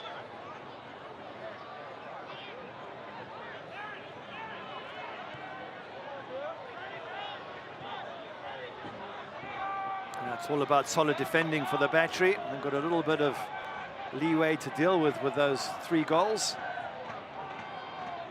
They've defended really well up until now. And Mark Koenig, when we spoke to Ben Pearman about him, he said he's really good as a good striker, and he says, and he counter presses so well, he gives us so much in the team. This goes out of play. Carl Jennings a threat through the middle there. Andrew Booth, the goal scorer against Phoenix Rising, looked like he's going to get a chance to come on and just add some fresh legs. How about this? The last time Tampa Bay was down 3-0, you have to go all the way back to the 2021 final against Orange County. Wow. It just does not happen, as Traeger has gone down here, as it looked like Charleston was readying a few substitutions.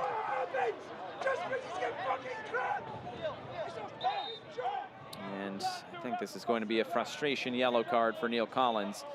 There's also a coach on the field, and that coach has now seen a red card. I think this is unacceptable behavior. I know they're frustrated, Tampa Bay, but officials need to be fully respected, and this winding up everybody on the bench is uncalled for. The referee's got a tough job as it is to make decisions, and I think it's just a pure frustration for Tampa Bay. 3-0 down. They're not used to this. They haven't experienced, you say, it's over a year ago since they last experienced, and even then they were 3-1. This is 3-0. That is assistant coach Stuart Dobson, who has been given his marching orders, and Neil Collins has also been given a card, and I think he was displeased with Tristan Traeger, and he went down right as that goal kick was taken. I think some of the frustration was, well, if he was going to go down, why didn't he go down when the ball was out of play? But it's a moot point at this point.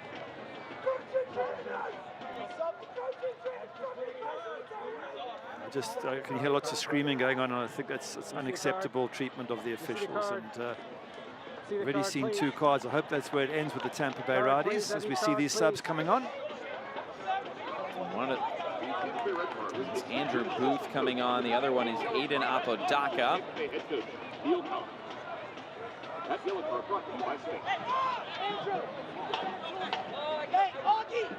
Don't press. Take it back to him. Let him have it. Don't press them. Let him have it. Into the match, number 7, Andrew Booth. Also coming in, number 17, Aiden. Now you're good. You're good. Coming out of the match, number 21, Tristan Traeger. And number 6, Dante Pulvar. That substitution brought to you. Traeger and Pulvar, it sounds like, have come out of the game for Apodaca and Booth. I mentioned Andrew Booth scoring that goal against Phoenix Rising week 1. Aiden Apodaca has been around the USL quite a bit, but in his 2nd season now with Charleston. The 2 fairly experienced players, Booth 25, Apodaca 26. Their job, come on with fresh legs, run around, hunt, try and protect that 3-0 lead and try and guide some of the younger players, because they know this is going to get chippier as the match goes on. You can already see how upset Tampa Bay are with the scoreline. You want cool heads on the Charleston Battery side just to keep a lid on it. Look at this high press again from the Battery. Pinning him all the way into the corner here.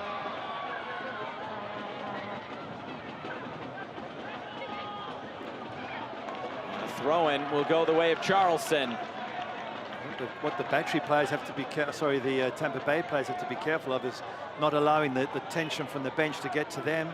They don't want to get red cards, because that will really make it an impossible task. So you've got to keep a cool head as much as you can, work hard, and try and get that 1 goal to sort of give you a glimmer of hope. That's not all they can ask for at the moment, Tampa Bay. Good closing down, and that's more like the Rowdies. Win it back in a good area, but what can they make of it? Kleeman. Missed touch by Dayon Harris. Kind of sums up the night for the Rowdies, just not quite happening. You see Ben Pierman saying, let's slow it down here.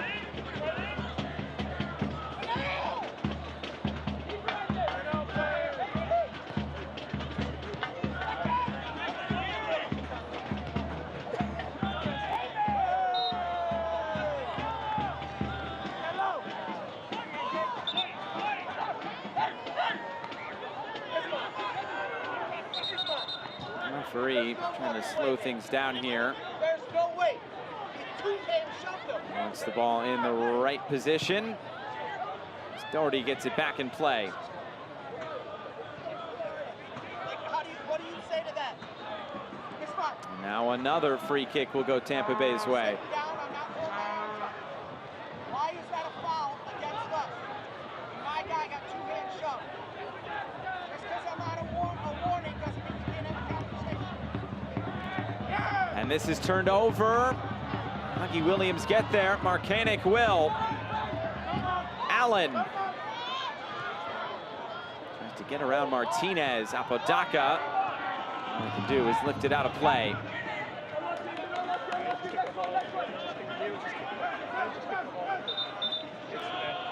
Head coach just kicked on the field. Yeah, absolutely. Now, Head coach took it away. Who's the ball boy? Whoa! I didn't touch the ball. and that is going to be a red card for Ben Pierman. The fourth official, it sounded like, told the referee that a coach had kicked the ball on the field, and they're deeming that to be Ben Pierman. So Ben Pierman has now been sent off. And that goes with Stuart Dobson, who the assistant coach for Tampa Bay, who was also sent off. It's important for the Battery just to calm down. They're leading. It's one thing Tampa Bay getting all upset and uptight, but if you're the Battery here, you don't want to be dragged into the fight. You just want to keep it cool, keep it calm, do your job, stay out of trouble. That's what the players on the pitch have to do.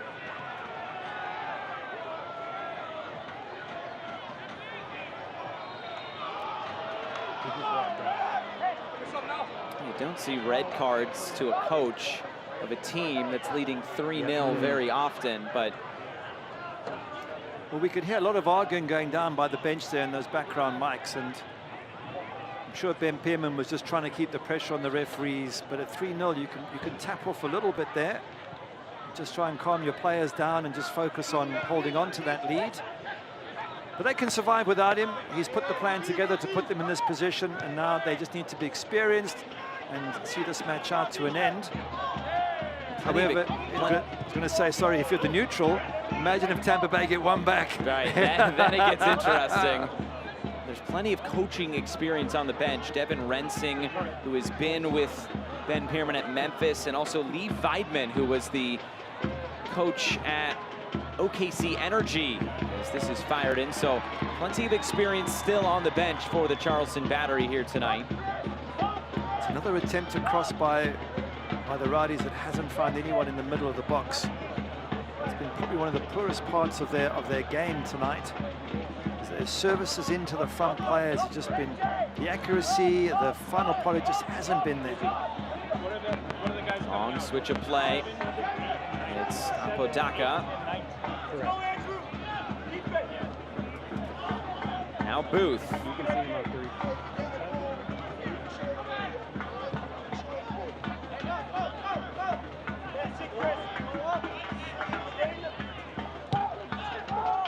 So we're all the way back to Muse.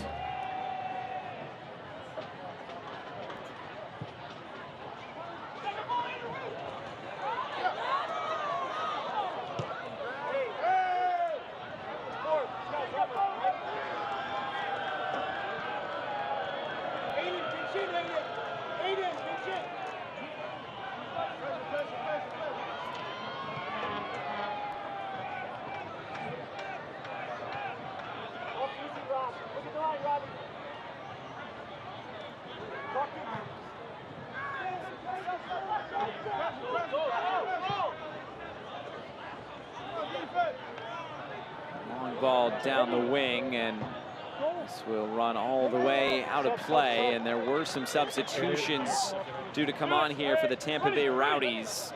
Sebastian Dahlgaard, Connor Antley, Felix Schroeder, all set to come on. And Freddie Kleeman will be one of those players coming off. Jan Ekra will be another. Here, back here for the people. And Jake Armand will be the other. So 3 subs in this window. It is the second window utilized by Neil Collins. And 4 total substitutions. And see the face of the players coming off the field. That pretty much says it all there for Tampa Bay.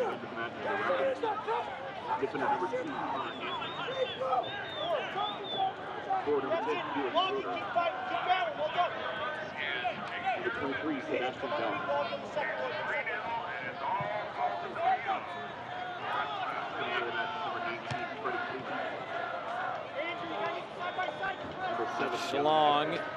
Schroeder just onto the fields. Move it off to the far side, flipped up into the middle. Easily met there by Charleston as they get this away. Now here they come again. They've been devastating tonight on the counterattacks. It's Apodaca. Switch the point of attack, and here's the man of the hour, Barajas. Barajas saved. Not a bad effort there by the teenager once again. Well, it's a good use of his body there from Barajas. The defender couldn't get at him, didn't know which way he was going to turn. The shot was a decent one. Nowhere near as good as the one he hit to get the goal in the first couple of minutes. But it is that counter-attack ability that is so good for Charleston Battery here tonight. But there's a greater sense of urgency now about this Rowdies side. We've got fresh legs in midfield. They're bombing forward. Roll this centrally. Schroeder just couldn't bring it with them on the turn. Chris Allen had a lot to do with that.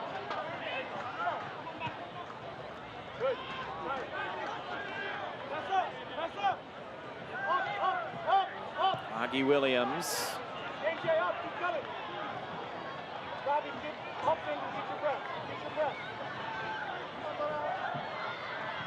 Cross coming into the near post. Lasso is down to head that away, and it is out for a corner kick.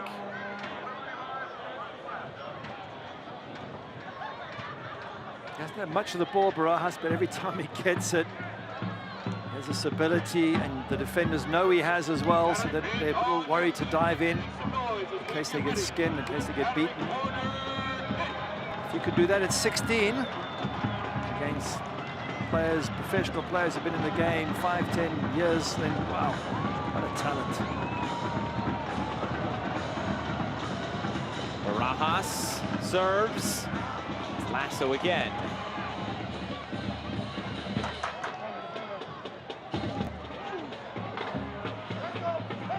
Look at that, just small skill there from Barajas, and he's still coming in field. Fidel Barajas. Heat check. Up until that point, it was all so good. Look, it took a little bit of a deflection by the looks of it. Everything else was just amazing. And could he have gone to hit it and maybe slip somebody in here? There was all the attention's on him. They're coming away from their markers. They left a couple of bodies free in the box. Barajas will again jog over to take this.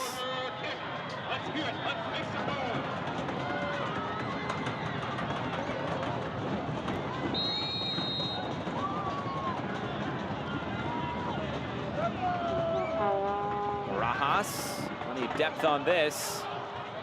And for a bicycle kick, and it's not a bad effort, it bounces just wide. There was a little distraction in front of Brino from Booth, and easily could have bounced right in.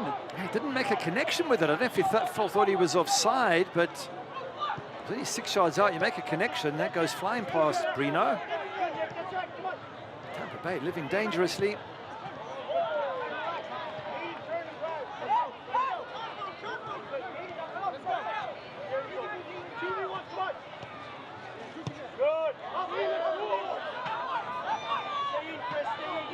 Here's Booth.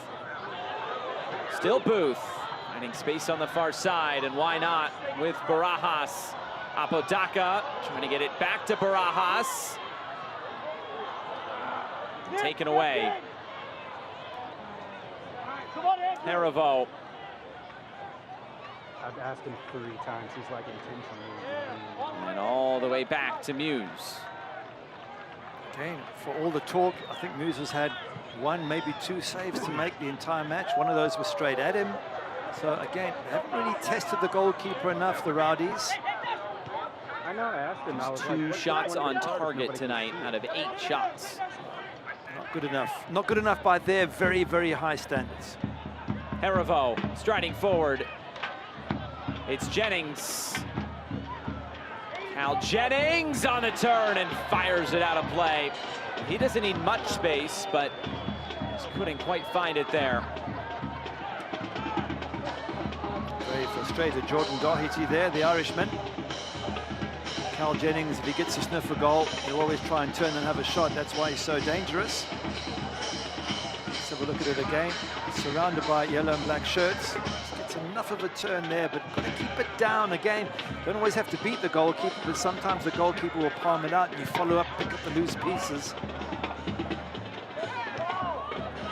You see that reaction from Doherty. I don't know if that's necessarily directed at Jennings, but more of just frustration from the night. And here they come forward again.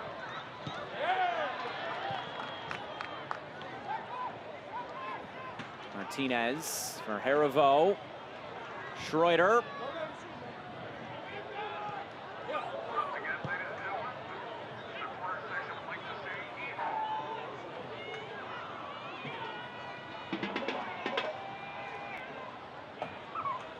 I'm surprised one player hasn't come off the bench for the Rowdies is JJ Williams. You think with his height and pace and the fact they're 3-0 down, you might have wanted to throw him on and see what he can do. Might as well. Perhaps they feel it's more important to win the midfield battle and get some possession. Schroeder. It's going to be a corner kick here for Tampa Bay.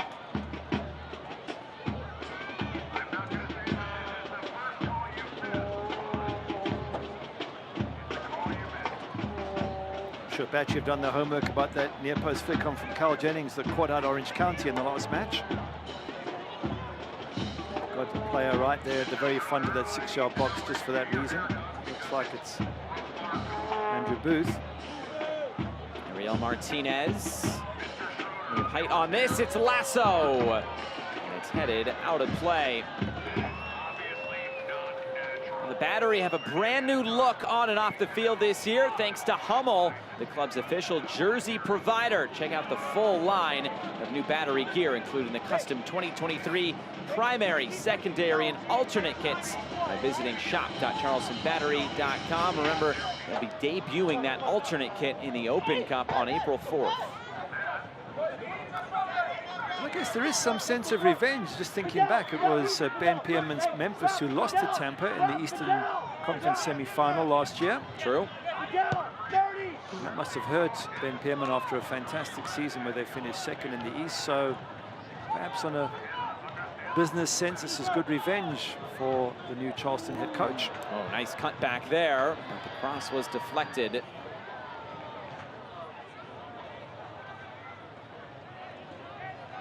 What's the German phrase? You play 90 minutes, 22 players run around, and Germany wins in the end, or Germany beats England? It's Germany beats England, yeah. For the USL Championship recently is you play a full season, you get to the playoffs, and then Tampa Bay and Louisville meet in the Eastern Conference Final.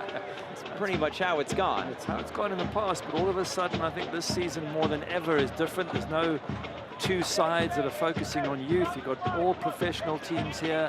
This is a very, very tough league now. I don't think we saw Lou City today beaten 3-0 at home by El Paso. Nobody's guaranteed anything in this league.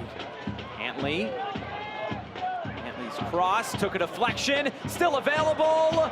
Haribo for Martinez, wide.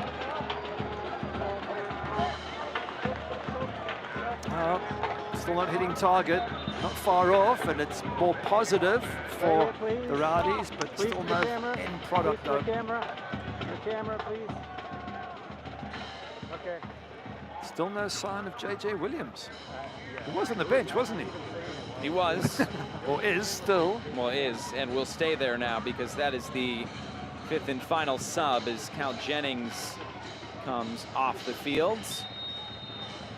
And it's Lucky Mkosana who is coming onto the field in his 7th season with the Tampa Bay Rowdies and has scored, of course, some famous goals. He's also 2 goals away from 50 regular season goals, as now play will be stopped due to a head injury. And that is not a good one there for Nick Marcanic. Neil, don't do this, man.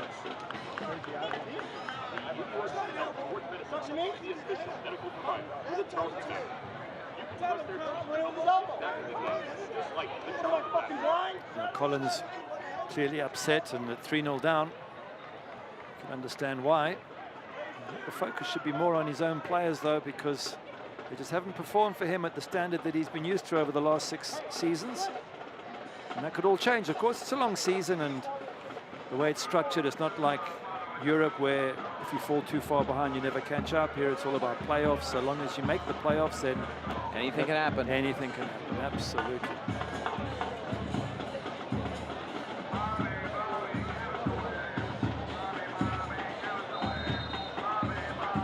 What is going through Neil Collins' head tonight? I don't think I want to know. I don't think the players in white want to know either.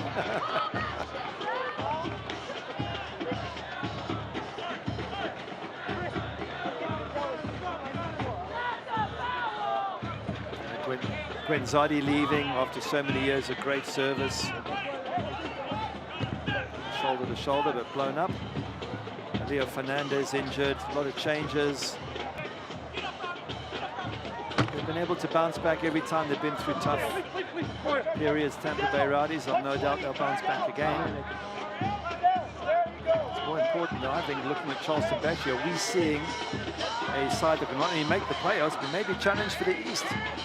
Maybe the new bosses of the East, with Lou City losing at home and 3-0. Tampa Bay losing 3-0 at this moment. Well, and this could be Ben Pierman's first win, and he's not going to be able to celebrate on the field. At least initially. Here's the cross in front. And it's cleared away. Out for another Tampa Bay corner kick. As they're talking about that quality at the near post, I think it was Lucky Mkosana there, unmarked at the near post. So simply the ball has to be a better quality ball. Then it's an almost certain goal. Corner comes in quickly. It's headed clear. Martinez trying to trap that. It's Antley. In swinger. Just too far out in front of Lucky Mkosana. And this will be another sub coming for Charleston. And it will be the entrance of Joe Schmidt and replacing Fidel Barajas. Can't say enough about what he has done tonight. His first pro goal, there's no doubt it was a world-class finish from Charleston's number 11. Yeah, it certainly was. It was a brilliant, brilliant strike. And he's probably run out of gas, which you expect from a 16-year-old. But are we witnessing a future star of the USL, and perhaps a lot higher than that? So looking forward to watching his progress at Charleston Batchy throughout the course of this season. Assuming he lost the season, yeah, he might get sold before then. Well, of course, the Under-17 World Cup is coming up later this year. Much later this year, towards the end of the year, but that is definitely something that will be on the mind of Fidel Barajas, and he was Mexico's star man at the Under-17 Championship for CONCACAF back in Guatemala in February and early March, and there's no doubt he will be part of that team at the end of the year.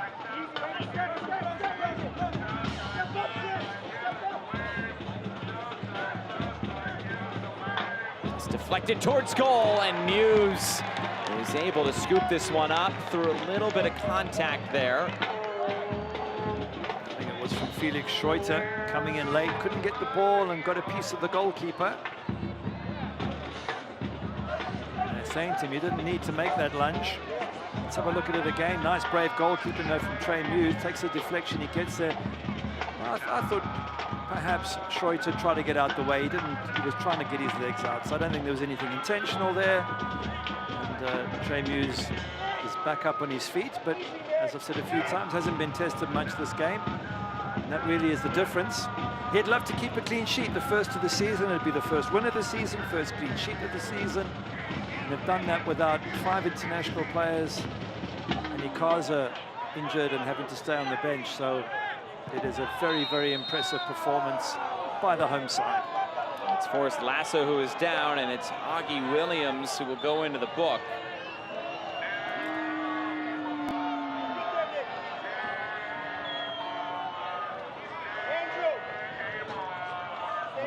Augie Williams doing the right thing, just helping Forrest Lasso up off the ground. Not sure there was much in that. It hasn't been nasty at all from either side, really. Most of the dramas come from the two benches.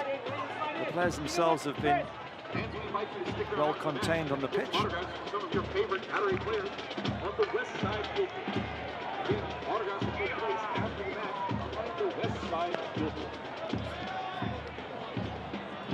Paco Craig leads Miami FC into Kentucky to face Josh Winder and the reigning Eastern Conference winners, Louisville City. Don't miss the start of the new season of the USL on ESPN Saturday, May 13th, 7 p.m. Eastern on ESPN2. And as much as we're talking the good stats for Charleston, this was an unnecessary trip, and that's going to be a yellow. Jordan Doherty. But the stats are the opposite for the visitors. No wins in 3, no clean sheets in 3. The lower XG in each of the 3 matches, basically saying that they haven't had many chances on goal. It makes for horrible reading. But, Neil Collins and those players will be sitting down and having some strong heart-to-heart chats in the next few days. We mentioned earlier this was the first season in the USL for the Tampa Bay Rowdies that they had not had a win in their first 2 games. And that will continue to their first 3. Barring a pretty big comeback here. Here's Booth with room to run into. Andrew Booth, options to either side. Booth, still, now it's Apodaca. And that's the end of the threat. Just to give you a sense of Tampa Bay's next matches, they're up against Birmingham Legion, who currently lead the East. That's not easy. They have a cup match, and then at home to Miami FC. Well, Miami have often caused them problems. That's a local rivalry. And then meet Charleston Battery again before traveling away to San Diego and Detroit and hosting Phoenix. So this, if they're not careful, this could go from bad to worse. And the reason I mention it is we said that about Phoenix last year. We were surprised about their poor start, and we were saying, well, it can't continue, and it did. And they didn't make the playoffs. Well, maybe a chance here. It's Deon Harris. Harris! He got it all wrong. And that has been the kind of night for the Tampa Bay Rowdies. Certainly has. You've got to make contact there. You've at least got to work the goalkeeper. I'm quite sure what he did, whether he kicked the ground, but it does sum things up. Let's have a look at it again. Ball through, he's got time on it, he's got no pressure. I think maybe he went to square the ball. He thought he was going to shoot, maybe saw a white shirt free in the box, went to try and pass it, and got himself in a complete muddle there. Deon Harris.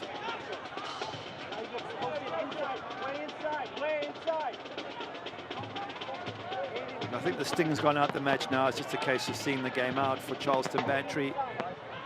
It's too late to get 3 goals. You know, 10, 15 minutes ago, there was still a bit of a hope, but now, I guess you don't want to make it any worse. Just make sure it stays at 3. If you can pull 1 late goal back, fair enough, but it's pretty much all done and dusted now.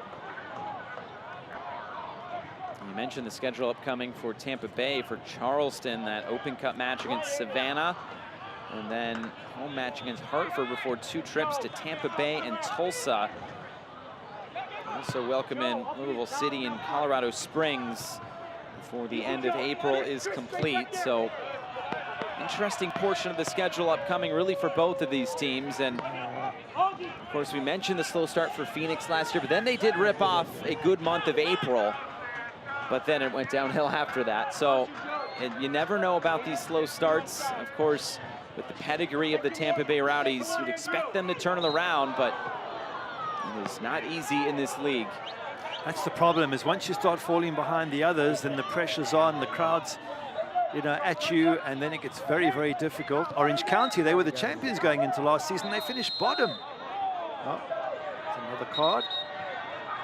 Looks like a yellow card there to Connor Antley. This has been a fiery match. It's a Spinks yellow card as well. Got some red cards to coaches, one on either side. Plenty of yellows to go around as well.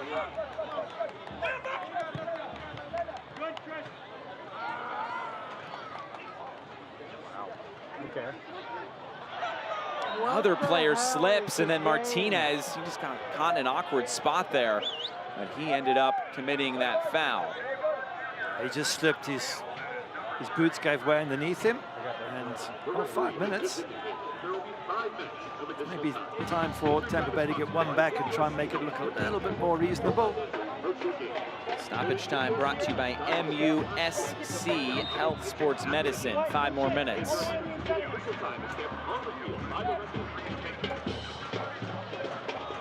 This result holds. It'll be the second 3-0 win today across the league. Remember, it was El Paso earning its first win of the season away from home at Louisville City. Still 2 other games going on at this hour. FC Tulsa hosting Loudoun, San Antonio hosting Colorado Springs, and then 2 late games tonight, Sac Republic and San Diego, and Orange County and Las Vegas.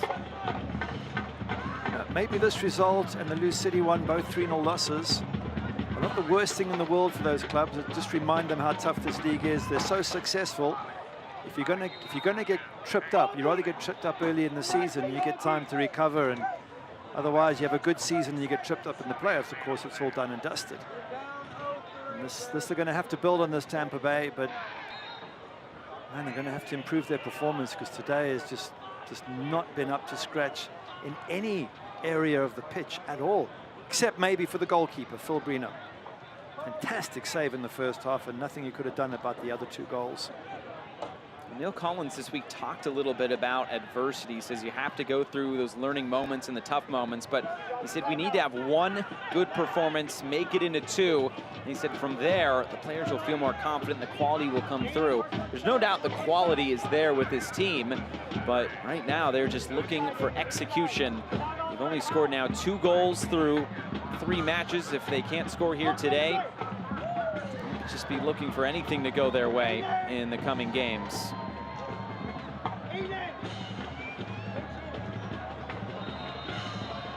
Another foul. How about another yellow card? And this will go to Nick Markanek. That is a Spinks Convenience Stores yellow card. We had a glimpse of Neil Collins on the touchline there, and the anger's gone. I think he's just resigned now that this is going to be a bad defeat. Probably already thinking of changes he might want to make and players that he might want to bring in. It looks like there's going to be a debut here today for Arturo Rodriguez. Signed earlier this week. Like he was all ready to come on. We'll see if he ends up coming on.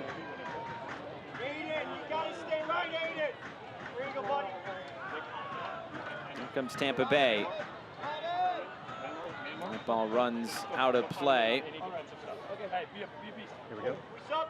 It's Nick Markanek who will be coming off the field, and it is a debut for Arturo Rodriguez, the 24-year-old. Of course, spent the last 2 years with Phoenix Rising. Before that was a star for North Texas Soccer Club and USL League One.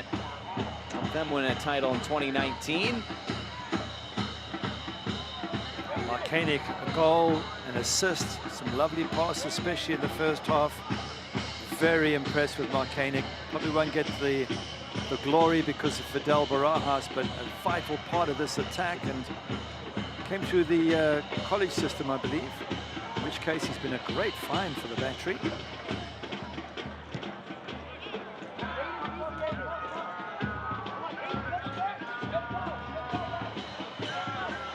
On the turn, it's Harris into the final minute tonight.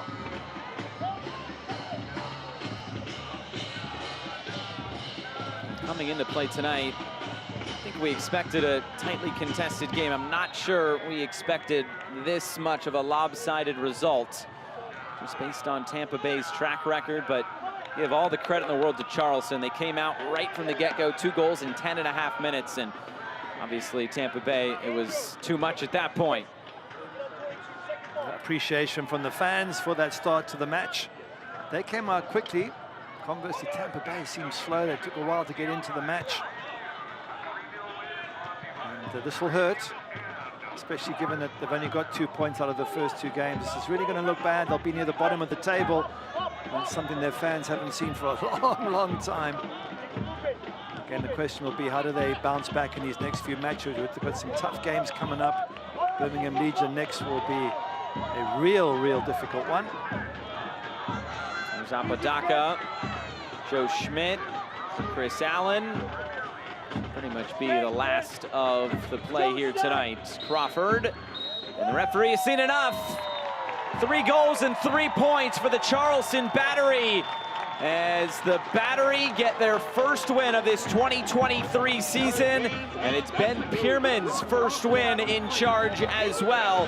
How about Trey Muse, a clean sheet as well? Yeah, first clean sheet, and he wasn't tested a lot, but what he had to do, he did really well.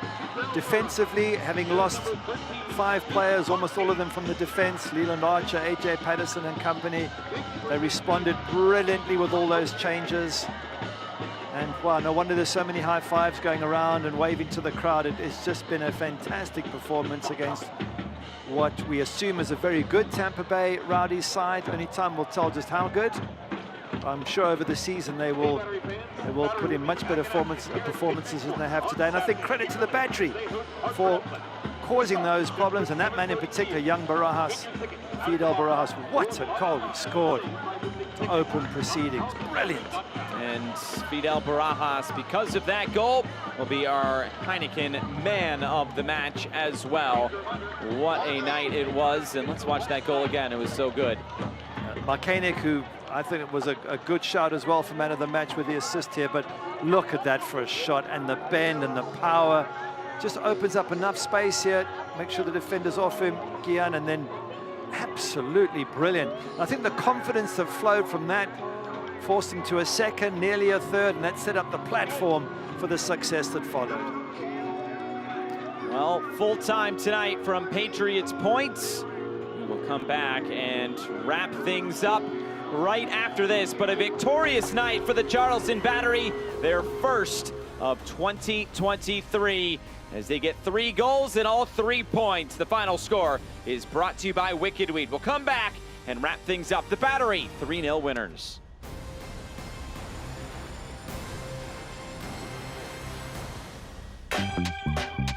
Think big. Something life-changing. I'm talking education. Let's get inventive. Blow things up in a good way. Do it for 20 years? Wake up and education has received billions in funding. Who does all this? If you've ever played one of these or these, that would be you. Yeah, thank you.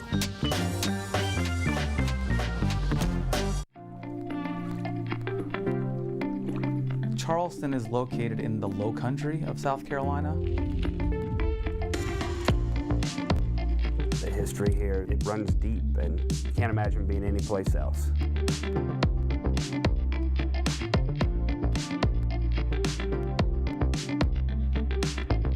This place is magical.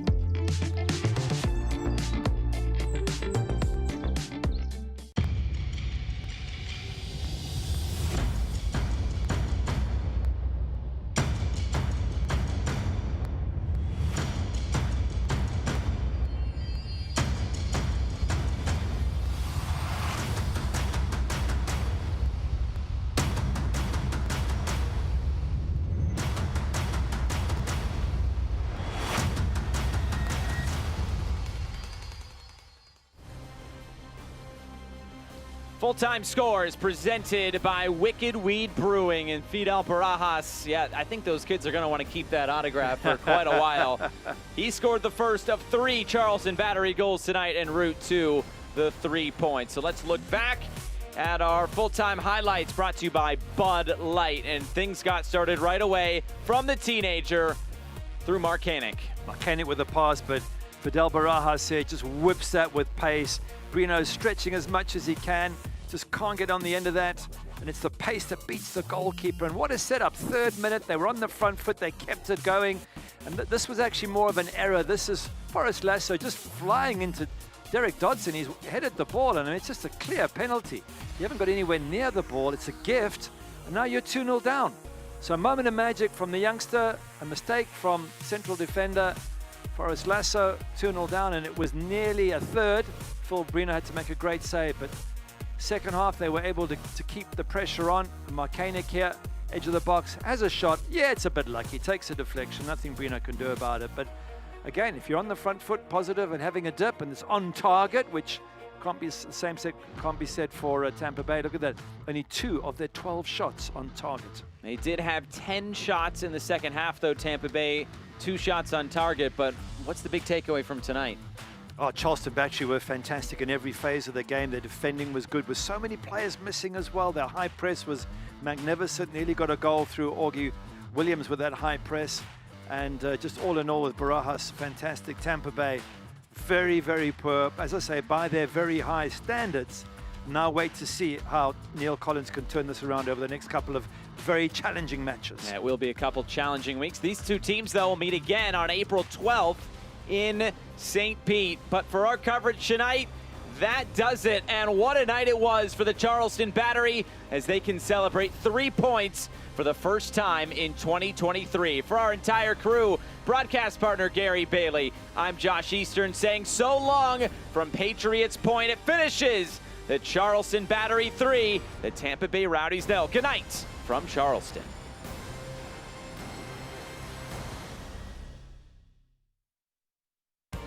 This copyrighted telecast of the United Soccer League Championship cannot be retransmitted, rebroadcast, or reproduced without the expressed written consent of the United Soccer League Championship.